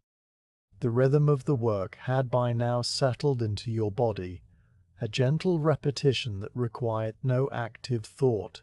Your hands moved through the sequence on their own. Check the seam, apply the folder, draw it down, lift, inspect, moved to the next. Outside, the drizzle had stopped and started again several times, the sky cycling through shades of grey that made it impossible to tell if it was late afternoon or early evening. The sparrows had tucked themselves somewhere dry, and the only sounds were the whisper of the folder, the occasional stir of the whisk in the paste pot, and the low, constant rush of the creek, which had risen slightly with the rain, and now ran with a fuller, deeper voice. As each seam was burnished, you rotated the lantern on its stand to bring the next into reach. The frame turned easily, the crossed sticks pivoting on the bench with a quiet scrape of wood on wood. You noticed that the first panel, which had been drying the longest, had begun to tighten visibly, the paper pulling itself taut across the ribs like a drumhead. This tightening was a good sign. It meant the paste had formed a proper bond and the paper was settling into its final shape.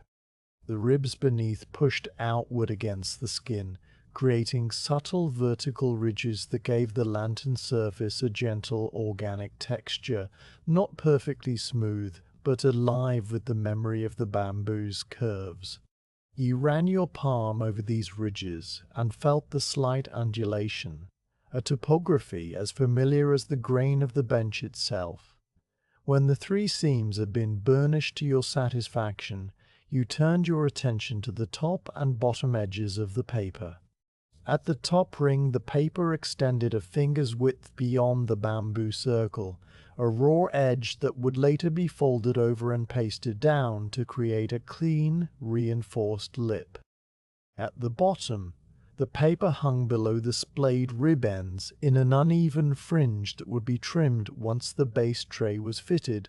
For now, you simply checked that the paper was firmly adhered along the entire circumference of the ring. You found a small area where the edge had lifted slightly, a section no longer than your thumb joint, and you worked a dab of paste under it with the tip of the spatula before pressing it down and holding it with your finger for a slow count of 10. The paper stayed, and you moved on. The lantern now required a period of drying before any further work could be done. The paste needed to set completely, the paper needed to shrink to its final dimensions, and the whole assembly needed to stabilize as a single integrated form. You lifted the lantern from the stand and carried it back to the ceiling hook, suspending it so that it hung freely and could dry evenly on all sides. You adjusted the cord so that the lantern hung perfectly vertical, its top ring level, its bottom fringe dangling without touching the floor. Then you stepped back and let it be.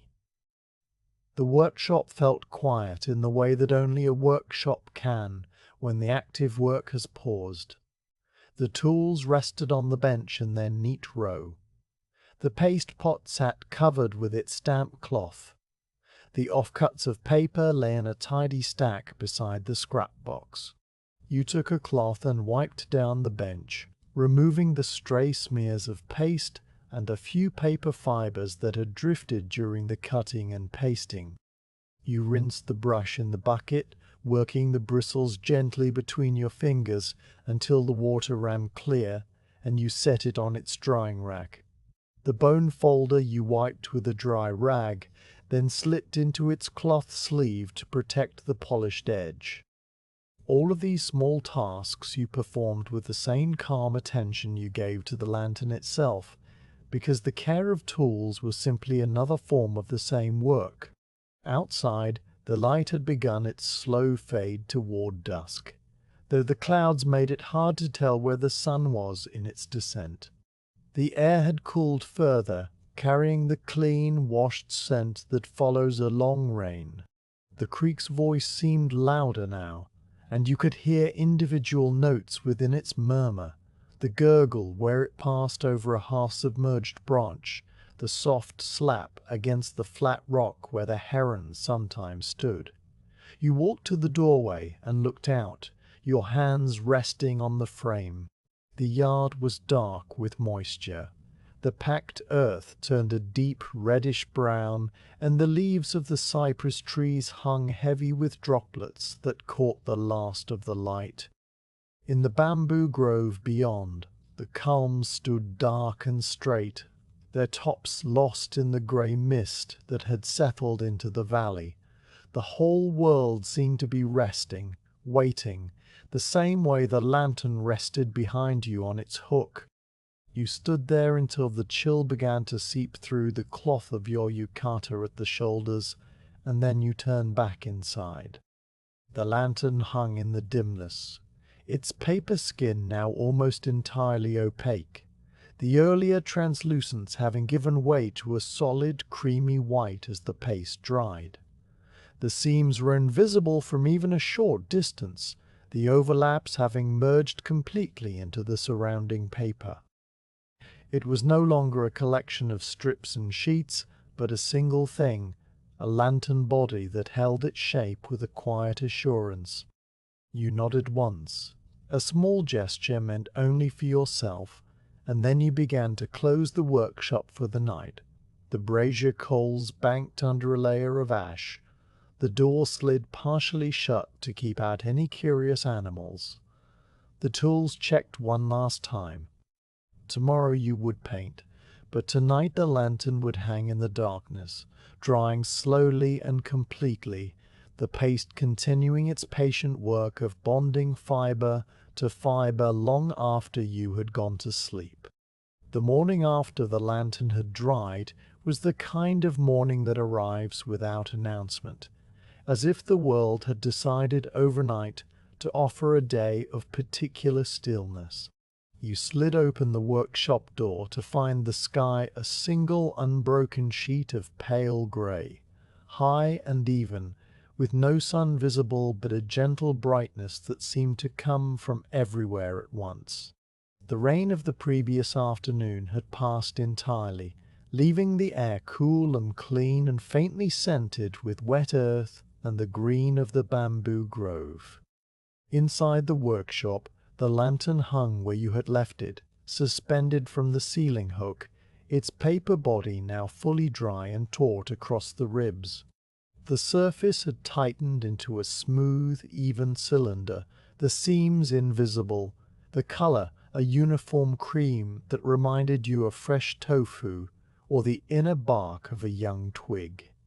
You lowered the lantern carefully and carried it to the bench, setting it upright on the stand where it sat as still as a waiting page. Decoration was a part of the craft that many lantern makers hurried through, applying quick stenciled patterns or leaving the paper bare for the practical light it would give. But you had always taken a different approach, believing that the lantern's beauty was not an extra thing added at the end, but an integral part of its making, a quiet expression that emerged from the same patience that shaped the frame and pasted the skin.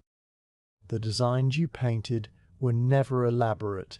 Simplicity had its own depth, and a few well-placed lines could suggest a whole world. Today you would paint a willow branch, 3 carp swimming in a circle, and a distant mountain range, half hidden in mist.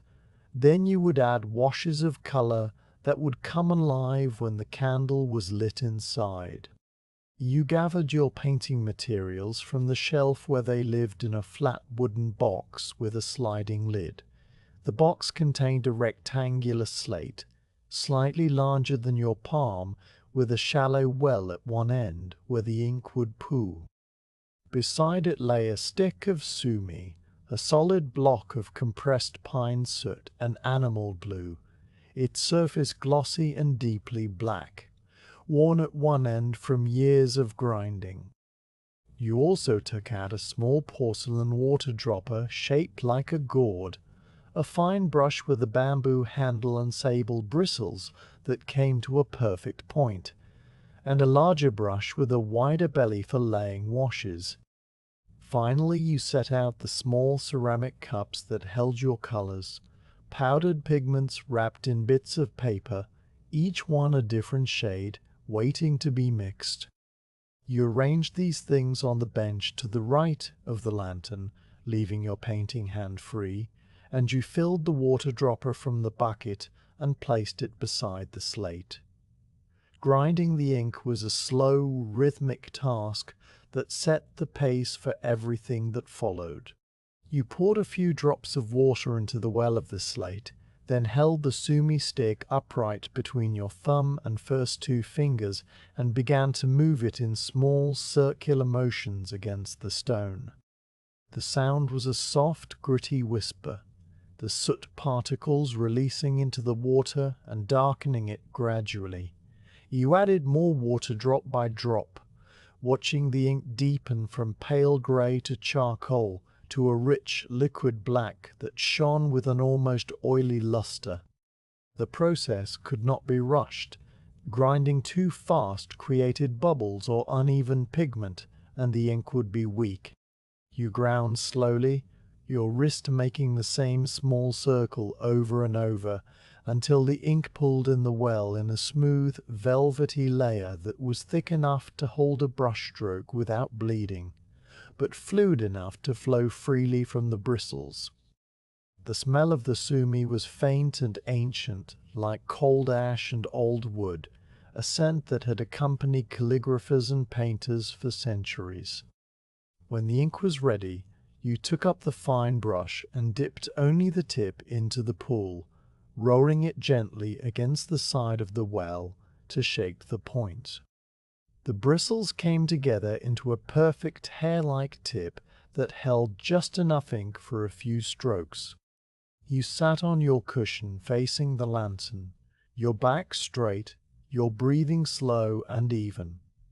The paper surface was slightly absorbent, sized only by the rice paste beneath, and it would accept the ink readily, the line you made becoming permanent the instant it touched. There was no erasing, no correction. You painted with a mind that did not hesitate because hesitation showed in the stroke.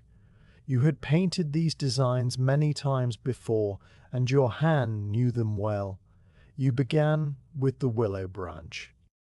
The composition would run vertically along one side of the lantern, a single long branch that swept downward from near the top ring and then curved gently at its end. You touched the brush to the paper and drew the main stem in one continuous stroke, your hand moving with a slow, even pressure that let the line taper from thick to thin as the branch naturally would. The ink bled a tiny amount into the paper fibers, creating a soft edge that gave the line a living quality, as if the branch were not painted but growing. You paused at the curve, lifted the brush, and re-wet it before continuing. From the main stem you painted smaller offshoots, each one a swift, light stroke that branched away at an angle and ended in a fine point. The thinner lines required a delicate touch, and you held the brush almost vertically, using only the very tip to trace the slender twigs. When the branch structure was complete, you added the leaves, small curved dabs of the brush that suggested the long, narrow shape of willow foliage, each leaf a single motion that began with pressure and lifted into a flick. You placed them in clusters of 2 or 3 along the twigs, alternating sides, leaving spaces where the empty paper would become the light shining through. The willow branch was now a dark, graceful presence on the cream paper, its lines simple and clean. You rinsed the brush in a cup of water, watching the ink swirl away from the bristles in a black cloud that slowly dispersed, and you blotted it dry on a cloth. Then you dipped it again into the fresh ink and prepared to paint the 3 carp. These would occupy the widest part of the lantern's belly, swimming in a circle that echoed the roundness of the frame. You began with the first carp, the largest, positioning it near the middle of the panel opposite the willow branch. You painted the body with a single bold stroke, that arched like a crescent moon. The brush pressed down at the start to create the fullness of the back and lifted at the end to form the tapered tail. Before the ink dried, you added the fins with smaller strokes, the pectoral fins near the head, the dorsal fin along the back, the tail fin spreading at the end. The carp's head required a different touch, and you used the brush tip to paint the small circle of the eye, the curved line of the gill cover, and the delicate barbels that extended from the mouth like tiny whiskers. The ink poured slightly in the eye, creating a dark, lively dot that seemed to look out from the paper. The second carp you painted smaller and slightly above the first, swimming in the same direction so that the three would chase each other in an endless circle. You repeated the motions, the arched body, the fins, the eye, but this time you gave the fish a slight twist by painting the tail at a different angle, suggesting a turn. The third carp was the smallest, and you placed it completing the circle, its head following the tail of the second. Its body was painted with a quicker stroke, the ink slightly less loaded, so the line was lighter, giving the impression of depth, as if this fish swam a little farther away. You added small details to all three, a few dots of ink along the flanks to represent the scales, subtle lines at the tail joints, and a tiny dark pupil inside each eye. The three carp now swam together in a silent, perpetual dance around the lantern's belly. You rinsed the brush again and rested your hand for a moment, flexing your fingers and looking at the work so far. The willow branch and the carp occupied two of the lantern's panels, leaving the third for the mountains. You wanted the mountains to be soft, almost fading into the paper, so you prepared a thinner ink by adding a drop of water to the well and stirring it with the brush tip until the black became a pale grey. For this section you switched to the larger brush, whose wider belly could hold more of the diluted wash, and lay it in broad, even strokes. You began at the top of the remaining panel, painting a line of peaks that rose and fell across the paper like a slow wave. You used the side of the brush for the main slopes, pressing and lifting to create the jagged edges of distant summits. Then you used the tip to add sharper ridges in the foreground. The thin ink dried almost instantly, leaving a faint grey silhouette that looked exactly like mountains seen through morning mist. You painted a second range below the first, slightly darker, using less water in the ink, and the two layers together created a sense of depth, the farther peaks receding into haze, while the nearer ones stood clearer. At the base of the mountains you painted a few horizontal strokes that suggested the mist itself, the ink fading to nothing at the edges. The mountains were complete, quiet and still, the kind of view a traveler might see from a great distance. You set the brush down and leaned back, studying the lantern with a calm, appraising eye. The black sumi lines stood out crisply against the cream paper, the design simple but balanced, each one occupying its own space without crowding the others. The paper had accepted the inkwell. There was no bleeding beyond the intended edges, no splatters or drips. The lantern body was now no longer a blank cylinder, but a surface that told a quiet story, the story of a willow by a stream, 3 carp swimming in a pool beneath it, and mountains dreaming in the distance. But the story was not yet finished. Color would bring it to life. You opened the small ceramic cups and laid out the powdered pigments. The first was persimmon red, a soft, earthy orange made from dried persimmon skins that had been ground and washed many times. The second was indigo blue, a deep, muted shade produced by fermenting indigo leaves and collecting the pigment in its natural form. The third was a warm yellow derived from gardenia pods, their flesh dried and pulverized into a fine, fragrant powder. Each pigment had been prepared by a color maker in the town, a woman who knew the old methods, and the powders were pure and finely ground, with no grit that would catch in the brush.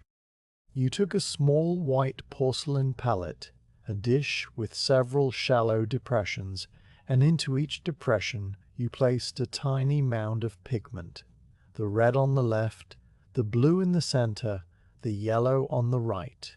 You added a few drops of water to each mound, using the dropper with care, and then you mixed them with the tip of a clean brush, stirring each color until the powder dissolved completely into a smooth, even wash. The red became the color of ripe persimmons, warm and slightly muted. The blue deepened to the shade of a distant sea at dusk. The yellow bloomed like the gardenia flower itself, pale and clear. You added a drop of animal glue, called nikawa, to each color, a binder that would fix the pigment to the paper permanently. The glue was clear and odorless, and it mixed in without changing the hues. You began applying the colors with the larger wash brush, working first on the willow branch. You painted the leaves with a thin wash of green made by mixing a tiny amount of the indigo blue with the gardenia yellow on a clean spot of the palette, stirring until you achieved the soft, pale green of young willow foliage. You touched the brush to each leaf, filling the sumi outlines with color, and the wash sank into the paper and dried almost at once, leaving a delicate tint that did not obscure the black lines beneath.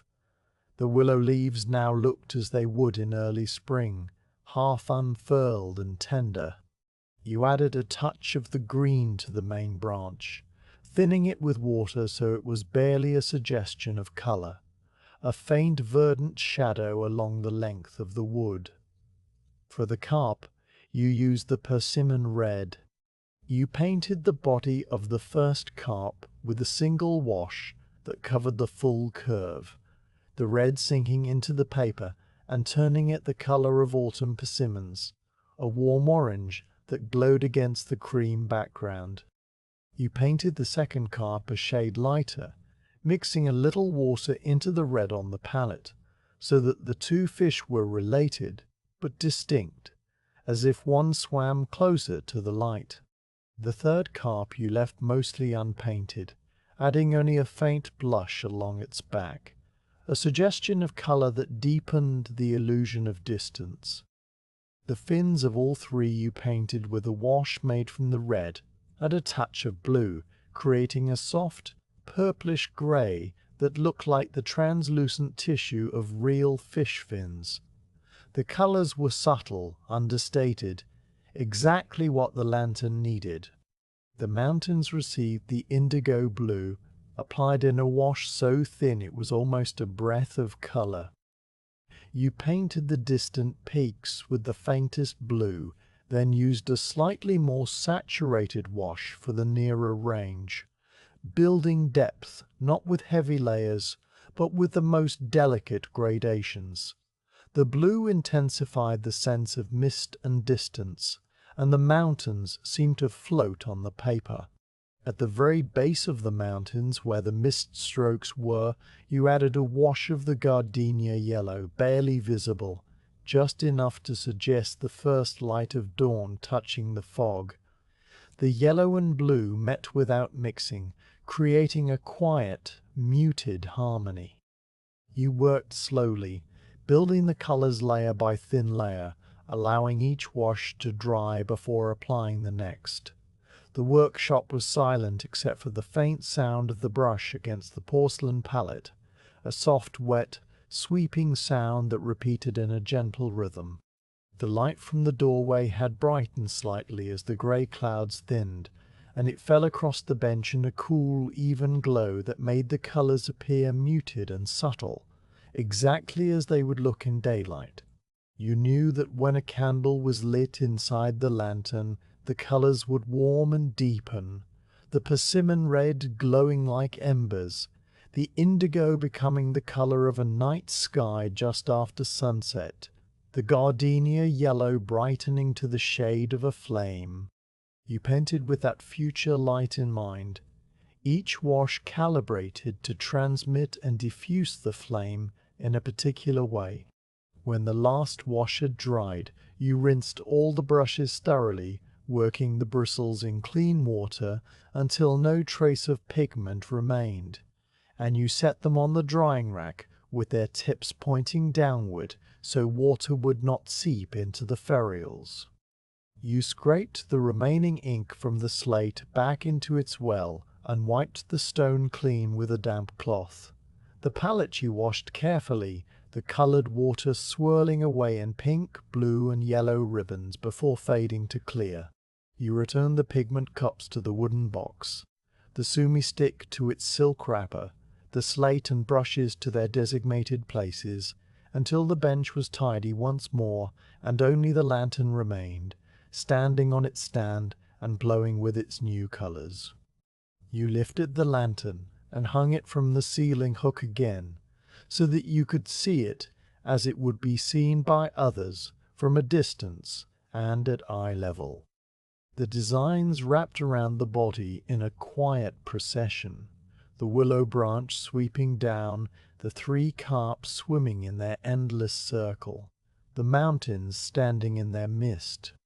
The colors were so subtle that in the grey light they seemed almost to disappear, and you knew that this was as it should be.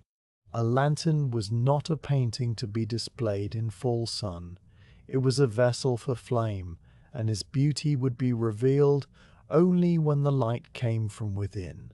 You stood beneath it for a moment, your hands resting at your sides, and then you left it to hang in the quiet workshop while you stepped outside to feel the cool air and let your eyes rest on the distant line of real mountains, dark and soft against the pale sky. With the painted lantern hanging quiet and still from the ceiling hook, its willow branch and carp and misty mountains now fully dry to the touch, you turned your attention to the part of the lantern that would give it both stability and purpose. A lantern, no matter how beautifully painted, could not stand or be carried without a base to hold the candle, nor could it hang securely without a bottom ring that completed the circle of the frame. The paper skin you had so carefully pasted hung below the splayed ends of the bamboo ribs in a soft, uneven fringe, and those rib ends still waited to be gathered together and fitted into the wooden tray that would become the floor of the little world inside. The morning had passed into early afternoon while you painted, and the light through the doorway had shifted from grey to a warmer, filtered gold that spoke of the sun finally finding its way through the thinning clouds. You decided to work on the base while this light lasted, because it would be easier to judge the fit of small wooden pieces when the shadows were sharp and the grain clearly visible. You walked to the corner of the workshop where a stack of cypress offcuts leaned against the wall, the leftover pieces from previous projects that were too small for major work but too good to burn. Cypress was the wood you preferred for lantern trays because it was light in weight, straight in grain, and resistant to the damp that sometimes collected around a candle socket from melted wax or humid nights. The wood also gave off a faint, clean scent when cut or planed, a smell like a mountain forest after rain, and it never warped if you chose pieces that had been dried slowly in the shade. You knelt beside the stack and sorted through the offcuts with a patient hand, turning each piece over to examine its faces and edges. You selected a board about the length of your forearm and the width of two hands pressed together, its thickness no more than the first joint of your thumb. One face was smooth from a previous planing, the other still rough with the marks of the saw. The grain ran straight and even, without knots or checks, and when you tapped it with your knuckle, it gave back a solid, musical note that spoke of good density. You also chose a second smaller piece for the candle socket platform, a square scrap no larger than your palm that would be glued and pegged to the center of the tray. You carried both pieces to the bench and set them down near the lantern frame, which you lifted from its hook and placed back on the stand so you could measure the splayed rib ends directly.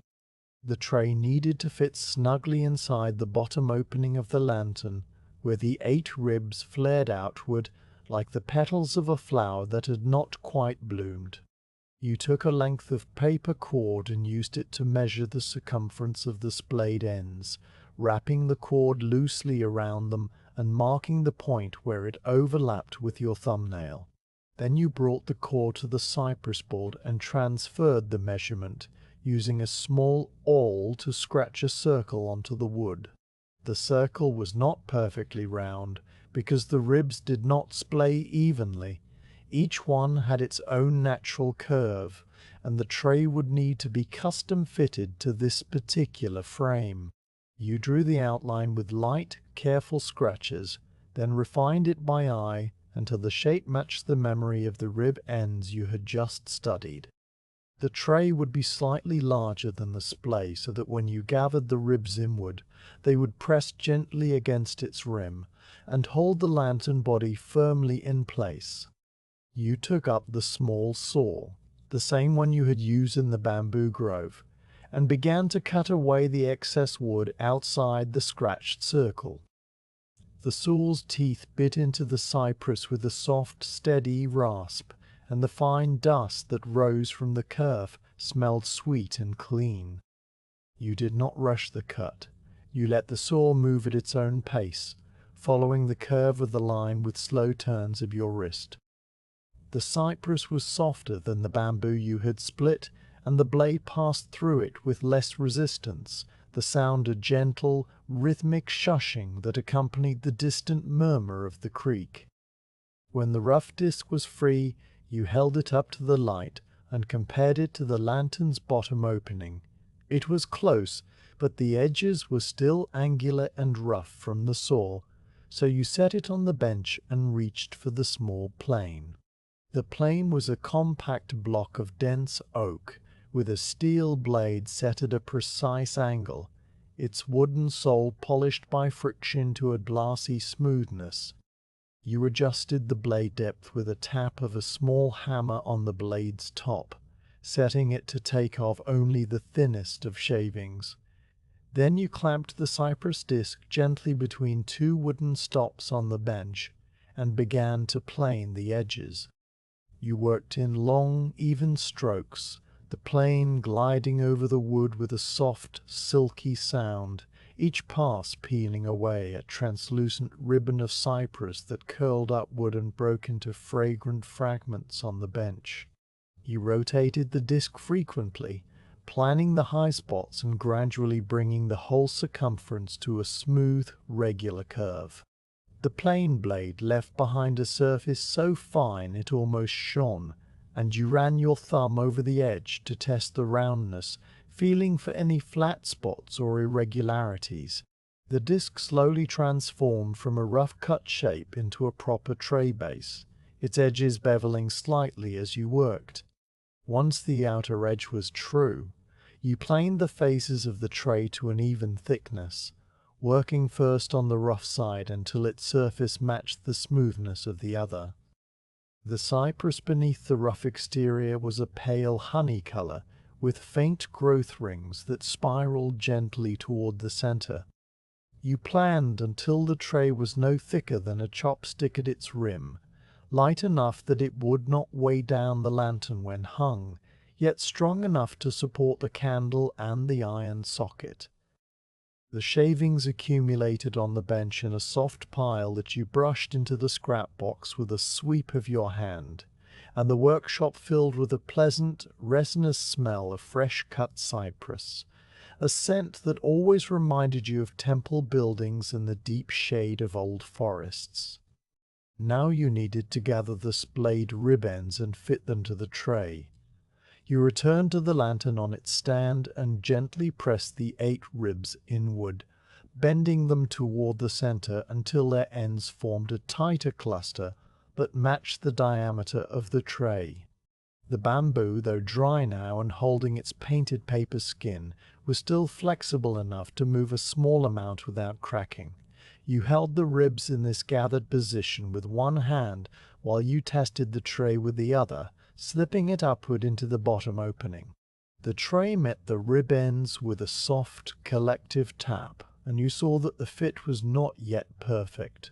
One rib pressed more tightly than the others, its natural curve resisting the inward bend. You marked this rib with a tiny dot of charcoal on its inner face, then released the ribs and set the tray aside. The stubborn rib needed only a slight adjustment. You heated a small amount of water in a cup over the brazier until it was warm but not steaming. Then you dipped the lower section of the rib into it for a slow count of 20. The warm water relaxed the bamboo fibers, and when you bent the rib inward again, it moved more willingly and held its new position without protest. You wiped it dry with a cloth and let it cool for a few moments, then gathered all the ribs once more and tried the tray again. This time the fit was even on all sides, the tray slipping into place with a light friction that held it there without forcing. The rib ends surrounded the tray's edge in a neat radial pattern, each one touching the wood with just enough pressure to stay put. You removed the tray and set it on the bench. It was ready for the candle socket. The candle socket was a small iron cup, no wider than a thumb ring, with a sharpened spike at its base that would anchor it into the tray. The cup itself was formed from a disc of iron that had been hammered into a shallow bowl with a slightly flared rim, and the spike was a square rod forged onto the bottom, its tip filed to a point. The iron had been blackened by the smith in a bath of oil and heat, giving it a dark, matte finish that would not rust easily. You kept a small collection of these sockets in a clay pot on the shelf, each one identical and yet slightly different, the way handmade things always are. You chose one that sat level when placed on the bench and whose spike was straight and centered. To mount the socket, you first needed to position it exactly in the center of the tray. You found the center by drawing 2 light pencil lines from corner to opposite corner of the tray's imaginary square, not actually marking the wood, but sighting along a straight edge held above the surface. The intersection gave you the point, and you pressed the tip of an awl into it to create a small pilot hole. Then you set the iron cup in place, its spike resting in the pilot hole, and you tapped it gently with the mallet. The spike sank into the soft cypress with a series of small, dull thuds, the iron driving downward until the cup sat flush against the wood. You checked that it was vertical by sighting across the tray from 2 angles, and you found it true. The socket now stood firmly in the center of the tray, a small dark bowl waiting to receive a candle. But the tray, though fitted to the ribs, could not simply rest inside the lantern without being secured.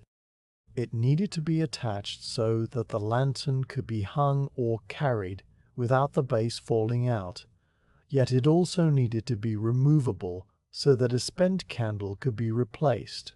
You accomplished this by drilling 2 small holes through the tray's edge at opposite points and threading short lengths of paper cord through them.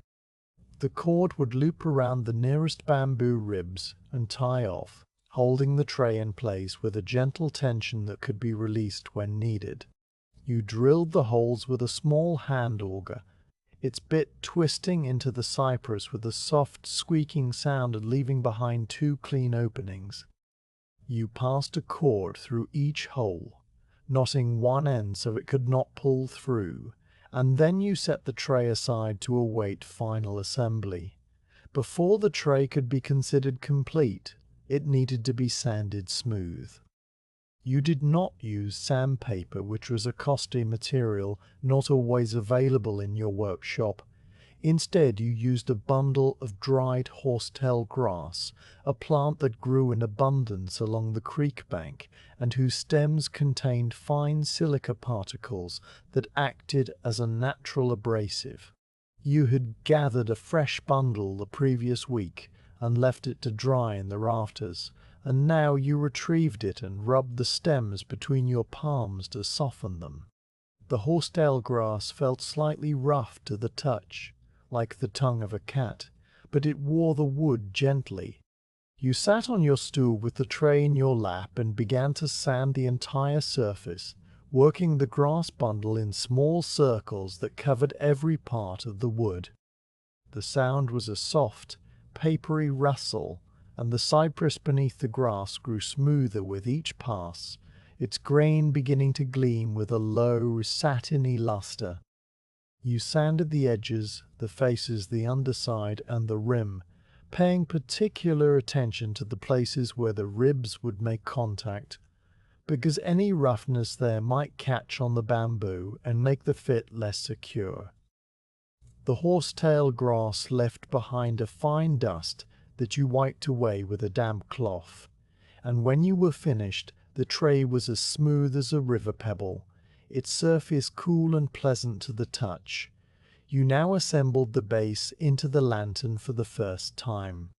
You lifted the lantern body gently and held it inverted, its painted surface facing downward and its rib ends pointing up like the legs of an overturned insect. You took the tray and guided it into the opening, settling it against the gathered rib ends. The fit was snug but not tight, the bamboo pressing evenly against the sanded rim.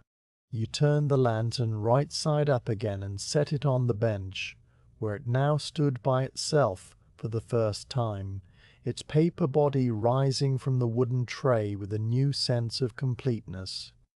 The tray grounded the lantern, giving it a visual weight that it had lacked before, and the iron socket in the center of the tray sat waiting, a small dark mouth ready to hold fire.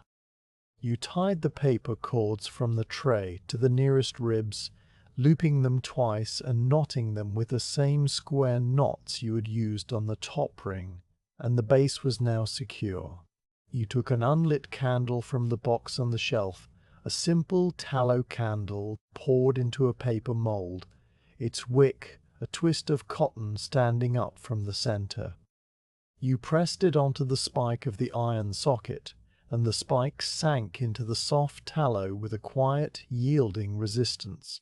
The candle stood upright, its tip level with the middle of the painted carp, and you stepped back to consider the whole lantern. It was nearly finished now, its frame clothed, its surface decorated, its base fitted and holding the candle. All that remained was the thirst light test, which you would perform when dusk arrived, and the workshop grew dim enough for the flame to be seen properly. But that was for later. For now, you simply stood beside the bench, your hands resting on its edge, and looked at what you had made. The afternoon light had deepened while you worked, shifting from the pale gold of early afternoon to a richer, warmer hue that poured through the doorway and stretched long shadows across the floorboards. The shadows of the bench legs, of the stool, of the lantern itself, all stretched toward the back wall in dark, elongated shapes that moved almost imperceptibly as the sun continued its slow descent. A few particles of dust drifted in the slanting beams, catching the light and glowing like tiny embers. The creek outside had settled back to its normal murmur after the rain, and a single cicada had begun its evening drone from somewhere in the cypress trees, a long, rattling buzz that would continue until the air cooled. You felt the pleasant tiredness of a day spent in steady work, your hands and back alive with the memory of small motions, and you allowed yourself a moment of stillness before tidying the workshop for the evening. The lantern stood on the bench, its candle unlit, its paper surface glowing softly in the golden light, and it seemed to wait with a patience that matched your own. You did not light the candle right away, because the lantern was made for darkness, and the sun had not yet set. The golden light that had filled the workshop during the tray assembly had begun to soften and thin, draining slowly from the room like water receding from a shallow basin. Shadows that had been sharp-edged and dark grew fuzzy at their borders, and the objects in the workshop began to lose their distinct colors, merging into a single muted brown that was the color of old wood and quiet evenings. You completed your tidying with the same unhurried rhythm you had maintained all day, putting away the saw, the plane, the auger, the horsetail grass, each tool finding its place on the shelves or hooks, the bench cleared of shavings and dust. The candle still stood on its iron spike inside the lantern, a pale column of tallow with a cotton wick that was white and unused. You did not look at it directly, but you knew it was there, waiting. You walked to the doorway and stood with one shoulder against the frame, looking out across the yard toward the bamboo grove. The sun had dropped behind the cypress trees, and the sky above them was a wash of pale orange that graded upward into a soft lavender and then into the deep luminous blue that comes just before full night. The few thin clouds hung motionless, their edges tinted with the last pink of the day. The air had cooled again, carrying the evening smells of damp earth and the slightly metallic scent of the creek which still ran with its steady, unhurried voice. The cicada in the cypress had fallen silent, and in its place you could hear the first tentative calls of crickets from the grass near the vegetable garden, a sound that started and started again, as if the crickets themselves were not yet sure that night had arrived. You stayed there for a long while, watching the sky shift through its slow spectrum, until the orange faded to grey, and the first star appeared directly above the dark silhouette of the tallest cypress. The workshop behind you had grown dim.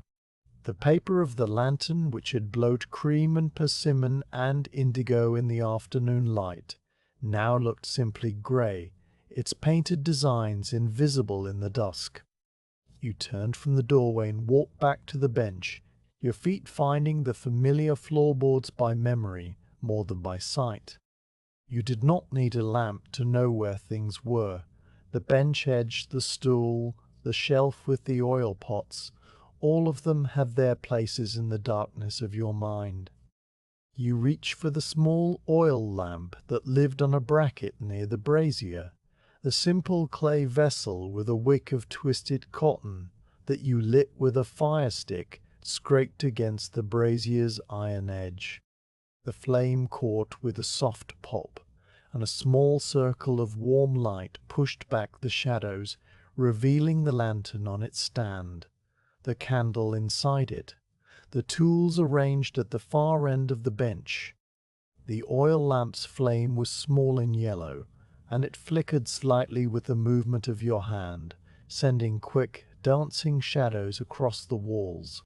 You carried the oil lamp to the bench, and set it down a safe distance from the lantern, its light pooling on the wood like spilled honey.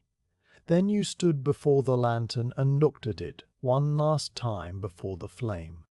The paper surface was perfect, the seams invisible, the paintings just barely discernible as faint lines that would soon come alive.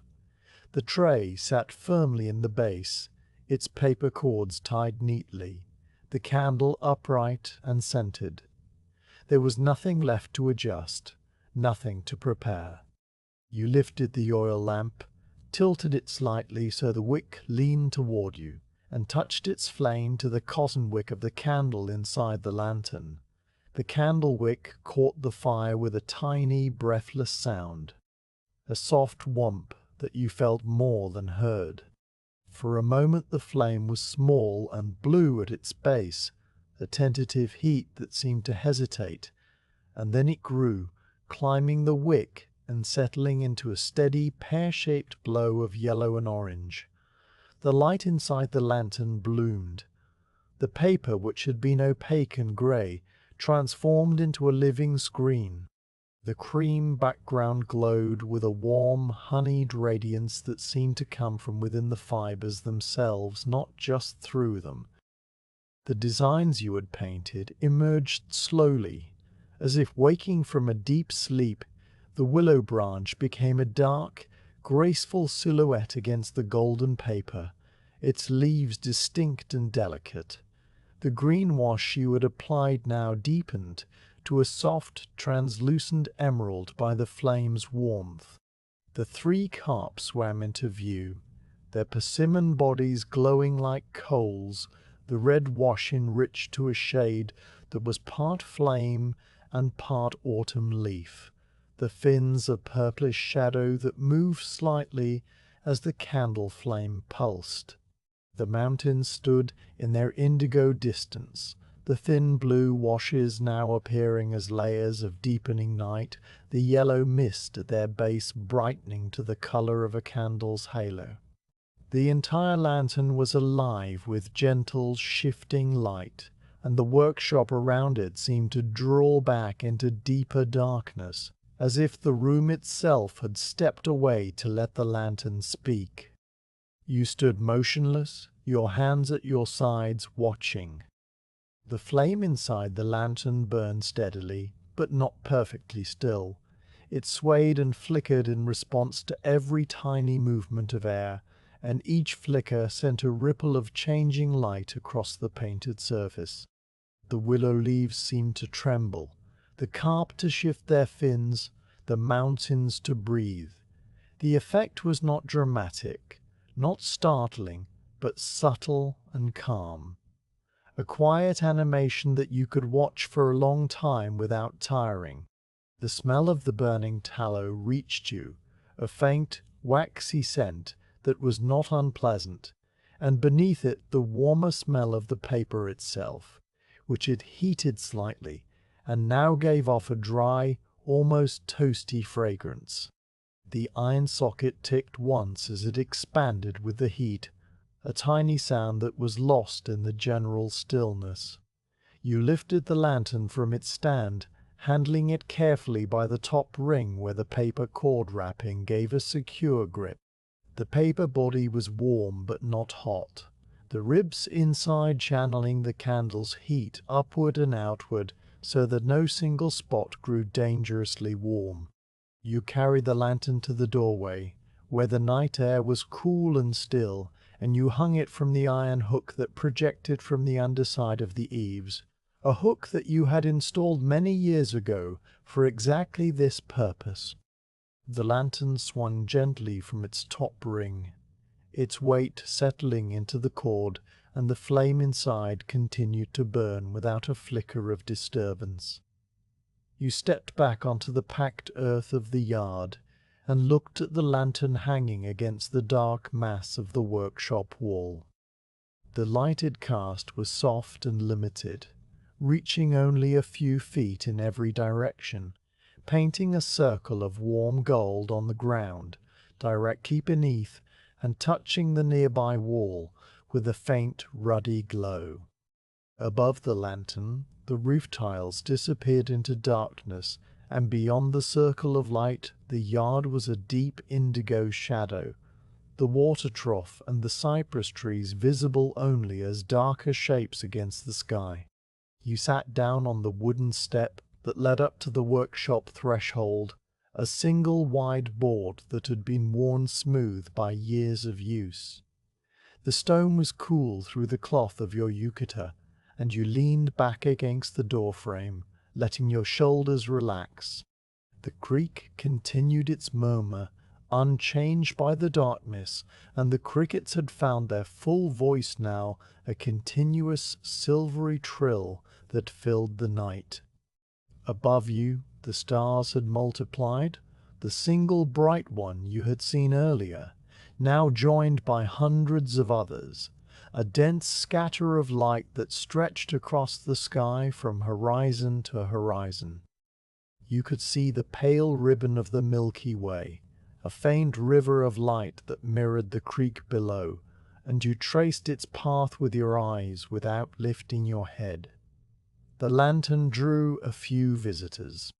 A small pale moth appeared from the darkness beyond the eaves, its wings a soft, dusty white, and it began to circle the lantern in a hesitant, fluttering path.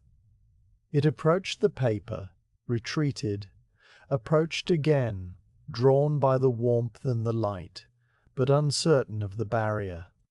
Its shadow fell on the glowing surface, a tiny winged shape that flitted across the willow branch and disappeared, then reappeared on the carp, then vanished again into the night.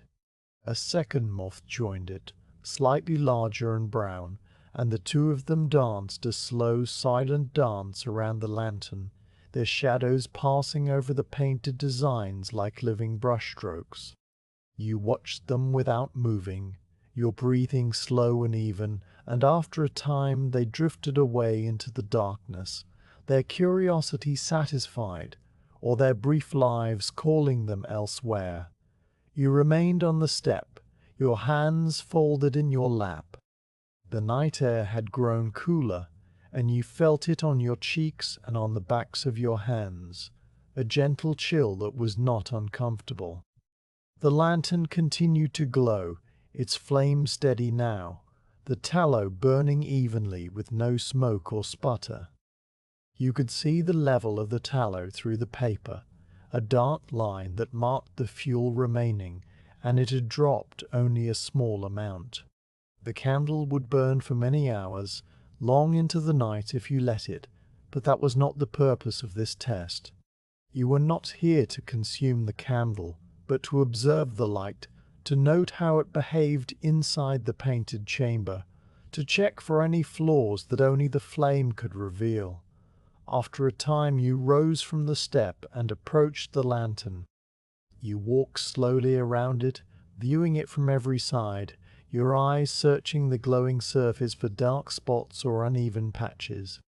A dark spot would mean that the paste had been applied too thickly in that area, creating a dense patch that blocked the light. Unevenness would mean that the paper had stretched differently on one side, perhaps from a rib that pressed too hard. You studied the willow branch panel, moving your head from side to side to see if the glow was uniform. It was. The leaves were sharp against the golden background, and the paper behind them was a smooth, even field of light. You walked around to the carp panel. The three fish swam in their circle of warmth, their bodies luminous and evenly lit, the fins glowing with that soft purplish grey, and you could find no shadow that should not be there. The mountains panel faced the darkness of the yard, and its indigo washes glowed like fragments of the night sky itself. The mist at the base, a pale gold line that separated the peaks from the dark tray.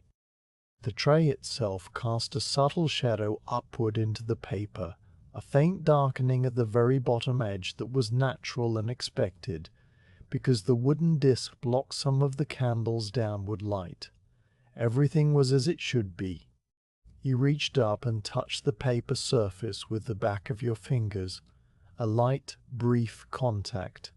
The paper was warm, like skin, and it gave slightly under your touch, the ribs beneath firm but yielding. There was no scorching, no hot spot that might indicate the flame was too close to the paper. The distance between the candle tip and the lantern's sides was precisely what you had intended when you chose the height of the iron socket and the thickness of the tray, a measurement that your hands had known without calculation. You withdrew your hand and continued your slow circuit, pausing at the seam lines. By the light of the flame, the seams were completely invisible, the overlapping paper edges having merged into a single continuous surface that showed no join. This was the test that mattered most to you, because a visible seam would cast a shadow when the lantern was lit, a dark line that would interrupt the flow of light and the painted designs. You had burnished those seams carefully, and the care had been worth it. Not a single shadow marred the surface. You returned to the step and sat down again, satisfied. The lantern would do what it was made to do. It would carry light into a dark room, hang from the eaves of a tea house, guide the steps of someone walking a path at night, or simply sit in a corner and glow quietly, a small companion to the darkness. The fact that you had made it with your own hands, from the bamboo in the grove and the paper from the next village, gave you a quiet feeling that was not pride, but something simpler, a sense of rightness, of a thing being complete and well made. You did not examine this feeling. You simply sat with it, the same way you sat with the night and the lantern and the sound of the creek. Time passed, the way time does when there is nowhere to be and nothing to do. The stars shifted almost imperceptibly in their slow wheel, and the crescent moon rose above the bamboo grove, a thin silver curve that added its own pale light to the yard. The lantern's flame had burned down slightly, the tallow pool around the wick deepening, and you knew that you would not let it burn out completely. The test was finished. You stood, stretched your arms once, and walked to the lantern. You cupped your hand behind the flame, your palm a few inches from the paper, and you blew gently across the top of the candle. The flame bent, flickered, and went out with a thin ribbon of smoke that rose and vanished. The lantern went dark, its glowing surface returning to the muted grey-white of paper in starlight, the paintings fading back into near invisibility.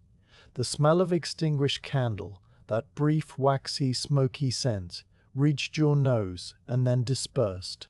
You lifted the lantern from the eaves hook and carried it back into the workshop, your way lit by the oil lamp still burning on the bench. The workshop felt warmer than the yard, the air still holding some of the day's heat, and the brazier coals glowed faintly under their ash blanket. You did not rekindle them.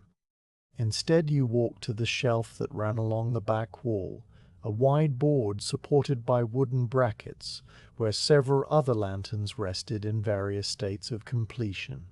There was a square one with paper panels painted with chrysanthemums, a tall cylindrical one waiting for its base tray, and a small round one that a customer had ordered for a child's room. You cleared a space next to them, a spot where the shelf was empty and dust-free, and you set the new lantern there. It sat on its tray, the unlit candle still in its socket, and you adjusted its position so that it stood straight and would not be knocked by the opening of the door. The painted designs faced outward, toward the room, and even in the dim lamplight you could see the faint outlines of the willow and the carp and the mountains sleeping on the paper. You extinguished the oil lamp with a quick pinch of the wick, and the workshop fell into darkness. Only the faint glow of the brazier coals remained, a single point of orange-red that would last until morning if you left it undisturbed. You slid the workshop door partially closed, leaving a gap for the night air to circulate, and you walked back along the stone path toward the living quarters. The stones were cool under your bare feet, the day's sandals left at the workshop threshold. The house received you with its familiar smells of tatami and charcoal and the faint residue of the evening's tea. You washed your face and hands in the basin, the water cold and refreshing, and you changed into your sleeping yukata. The futon was cool when you lay down, but the quilt warmed you quickly, and you lay on your back looking at the dark ceiling, your hands resting on your chest. The last thing you saw in your mind before sleep came was not the lantern itself, but the light it had made, that warm, steady glow that had brought the paintings to life, and the way the moth's shadow had moved across the paper like a brushstroke of darkness.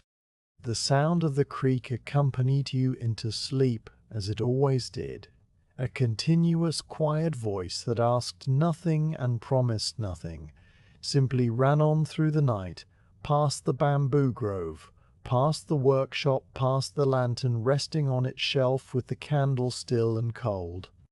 Tomorrow you would begin a new frame, because there was always another frame to begin. But tonight the work was complete, and the darkness was full of small, calm things that held their peace. You woke on the morning after the first light test with the sound of the creek already in your ears, as if the water had been running through your dreams all night and had simply continued into the waking world without interruption.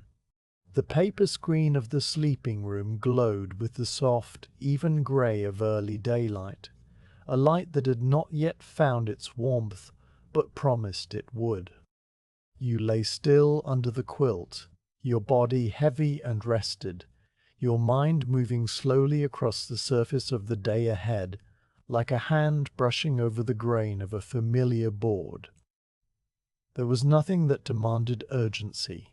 The lantern you had completed the night before sat on the workshop shelf, its candle unlit, its painted carp frozen in their circle, its existence a quiet fact that required no further attention.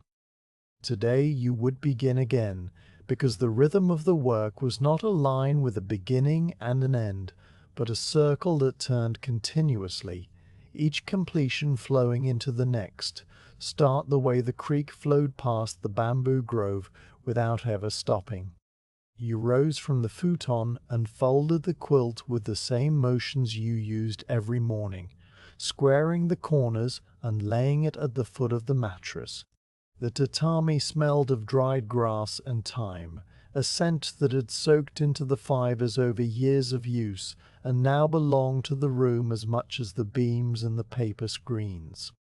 You slid open the shutter, and the cool air entered with its familiar freight of moisture and greenness, the same air that had been passing over the creek and the grove while you slept. The mist this morning was thinner than on previous days, a faint haze that clung to the water's surface but did not rise into the trees, and through it you could see the bamboo culms more clearly, their green darker and richer. You noted this without analysis, simply registering the change as a farmer notes the angle of the sun. The morning routine unfolded in its customary sequence, each small act leading to the next. You splashed water on your face from the clay basin, the cold shock of it, waking the skin around your eyes and at the back of your neck. You dried yourself with the hand towel that hung on its peg, the cloth still carrying the faint alkaline scent of the soap you had used the day before. Charcoal went into the brazier, the fire stick scraped against the iron edge, and the familiar thread of white smoke curled upward and vanished into the rafters. The kettle settled onto the trivet with a small, definite clink, and you stood for a moment with your hands resting on your lower back, feeling the pleasant stiffness that came from a day of bending over the workbench and a night of lying still. You stretched your arms overhead, your spine releasing a series of soft pops, and then you walked to the workshop along the stone path, your wooden sandals making their light, hollow tapping on the stones. The workshop door slid open with the same low rumble it always made, and the interior greeted you with its familiar smells of bamboo dust, cypress wood, dried paste, and the faint waxy scent of the extinguished candle. The light from the doorway fell across the bench in a long pale rectangle, and in it you could see the fine layer of dust that had settled overnight on every surface, a dust made of wood fibers and paper particles and the fine ash that drifted up from the brazier. The lantern you had made sat on the shelf where you had placed it, its painted surface catching the morning light and showing the willow branch and the mountains in their muted, unlit colors. You looked at it for a moment, the way you might glance at a sleeping animal, and then you turned to the work of tidying. Tidying the workshop after a completed project was not a separate chore, but a continuation of the work itself, the final stage of making that return the space to readiness for the next frame. You began with the tools. The small knives you would use for peeling the bamboo skin and trimming the nodes were still laid out on the bench in their row, their blades filmed with the residue of green wax and pale wood sap. You took each one to the whetstone, a smooth grey block of sedimentary rock that sat in a wooden tray near the water bucket. You sprinkled a few drops of water onto the stone and began to work the first blade in slow, even circles, the edge meeting the abrasive surface with a soft, liquid sound. The metal brightened as the residue lifted away, revealing the clean steel beneath, and you tested the sharpness with your thumb pad after every few passes.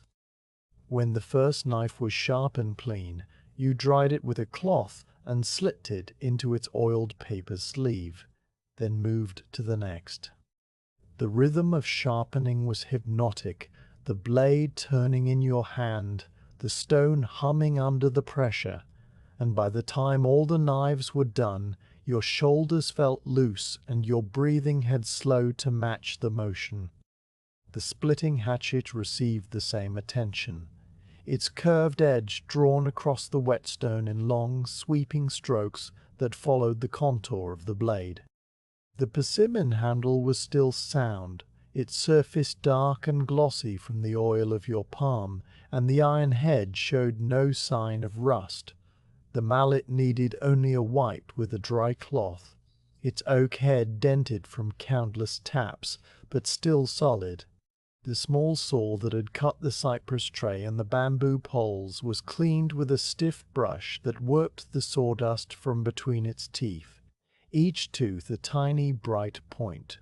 The bone folder you rubbed with a drop of camellia oil, working it into the polished surface until the bone glowed with a low, creamy sheen.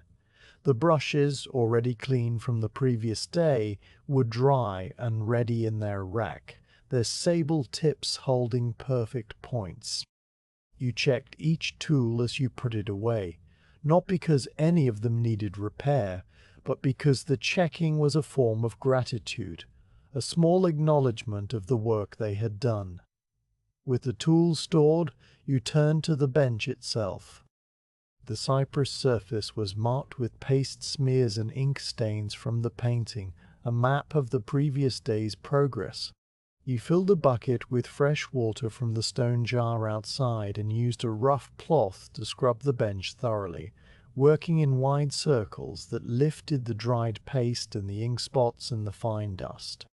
The water in the bucket darkened quickly, turning a murky grey, and you changed it twice before the bench was clean. The wood, when wet, showed its grain in deep, rich lines that spiraled and flowed like the current of the creek, and you wiped it dry with a fresh cloth until it was smooth and warm to the touch. The shelf where the lantern rested received a dusting with a coconut brush, and the storage chest was opened and inspected. The remaining mulberry paper still flat and dry under its protective cloth, the pigments and sumi stick secure in their wooden box. You swept the floor with a long-handled broom, starting at the doorway and working your way to the back wall, gathering the accumulated debris of several days, bamboo splinters from the splitting, green peelings from the skin removal, paper offcuts from the paneling, dust from the planing of the cypress tray. The pile grew slowly, pushed along by the straw bristles, and when you had collected it all, you carried it outside to the compost heap, where the kitchen scraps and fallen leaves were slowly turning into dark, crumbly earth. The morning air had warmed slightly by now, the mist completely gone, and the sun had climbed high enough to touch the roof tiles, which gave off a faint, baked smell. The heron was back at its usual place in the creek, standing motionless on one leg, and you paused on your way back to the workshop to watch it for a slow count of 10. It did not move, and you did not move, and then you turned and walked back inside. The workshop was now clean and quiet, the tools put away, the bench bare, the floor swept. Only the new lantern remained on its shelf, a single point of color and form in the otherwise neutral space. You approached it and lifted it down, carrying it to the doorway where the light was best. You examined it one final time, not as its maker but as an observer, looking for any detail that might have escaped you the night before. The paper was tight and smooth, the seams invisible, the paintings exactly as you had intended them. The tray fit securely, the cords were tight, the iron socket held the unlit candle straight and true. There was nothing to correct, nothing to add. You carried the lantern to the storage chest, the larger one with the iron fittings, and you opened the lid. Inside, several other completed lanterns rested in padded nests of scrap paper, waiting for the day they would be taken to the shop in town or delivered to a customer. You made a space for the new one, wrapping it gently in a sheet of soft paper to protect its surface, and you laid it in the chest with the others. The lid closed with a soft, solid thump, and the latch clicked into place. You stood in the center of the workshop, your hands empty, the space around you clean and waiting. The brazier had burned down to a few orange coals, and you added fresh charcoal and blew on it through the bamboo pipe until the flames caught. The kettle went back on the trivet, and you poured yourself a cup of the coarse green tea that you kept in a small ceramic jar, the leaves dark and twisted and smelling of distant hills. While the water heated, you walked to the doorway and looked out at the bamboo grove, which was your next destination. The morning light was full now, a clear, bright gold that made the green of the bamboo leaves almost luminous, and you could see that the grove had changed since your last visit. The season was shifting, the air warmer than it had been a week ago, and at the base of several columns you could make out the dark, pointed shapes of new shoots pushing up through the fallen leaves. These shoots were still small, their tips covered in the brown, fibrous sheaths that protected the tender growth within, but in a few weeks they would be tall and green, and the grove would have renewed itself once again. The cycle of the bamboo was always turning, just as the cycle of your work turned, one frame following another in an unbroken chain. You finished your tea, rinsed the cup, and gathered the straw rope and the curved saw, the same tools you had carried on that first morning. The walk to the grove was familiar now, the path between the ferns well trodden, the stones in the soil pressed deeper by your passing. The ferns were drier today, their fronds no longer bowed with dew, and they rustled against the hem of your yukata as you walked. The crow called once, twice, and then fell silent, and a small brown bird you did not know the name of darted across the path and vanished into the undergrowth. The grove rose before you, its tall culm swaying slightly in a breeze that you could not feel on the ground, their leaves whispering that dry, papery sound that was the voice of the bamboo itself. You entered the grove and stood still, letting the green light settle around you like water. The shoots you had seen from the yard were more numerous here, pushing up everywhere, their brown sheaths splitting open at the tips to reveal the bright new green beneath. Some were no taller than your finger, others already reached your knee, and they stood among the mature culms like children gathered around elders. You stepped carefully around them, knowing that each shoot would become a tall stalk in time, and you began your search for the next culm to harvest. The selection process was the same as it had been before. You walked slowly, looking at each mature stalk, checking the color of the skin, the spacing of the nodes, the straightness of the growth. You found a culm that pleased you, 3 years old by its deep green hue, its internodes long and even, its base free of cracks or insect marks. You marked it with a twist of straw and continued searching until you had identified 2 more, just as you had done before, the repetition of the action so natural that it felt like breathing. You knelt beside the first chosen culm and drew the saw across its base, the teeth biting into the green wood with that same soft grinding sound that was almost musical. The bamboo fibers parted one by one, the sweet, clean smell rising around you, and a tall stalk shivered and began to lean.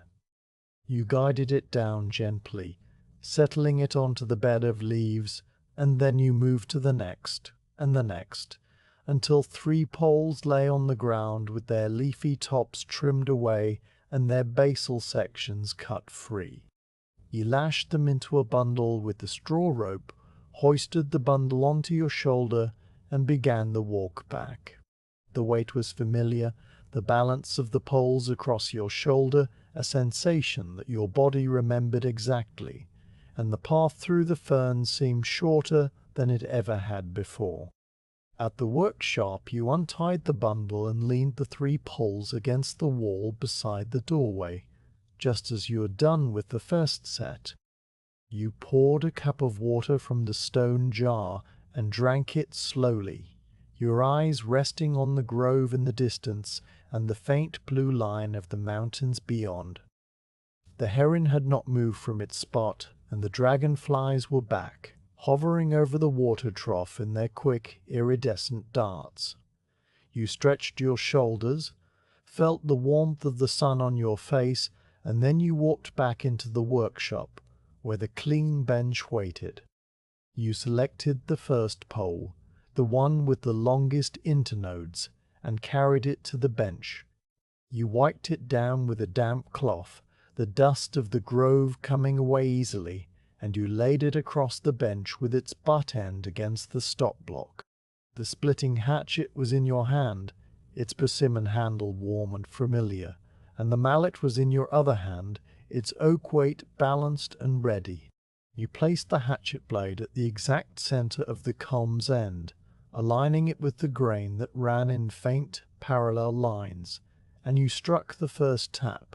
The sound was a soft, wooden thock, and the blade sank into the end grain. You struck again, a little harder, and the bamboo answered with that sharp, bright crack that marked the beginning of a split, a fissure that ran inward along the fibers for a handspan and then paused. You felt the vibration of the separating wood travel up through the handle into your palm, a sensation that was both firm and delicate, and you settled into the rhythm of the work. The split advanced, the 2 halves pulling apart with a long, slow peeling sound, and you guided it without forcing it, letting the bamboo decide how fast it wanted to open. The morning light fell across the bench, the dust motes drifted in the air, the creek murmured in the distance, and you continued to work, the first strip of the new frame beginning to take shape under your hands.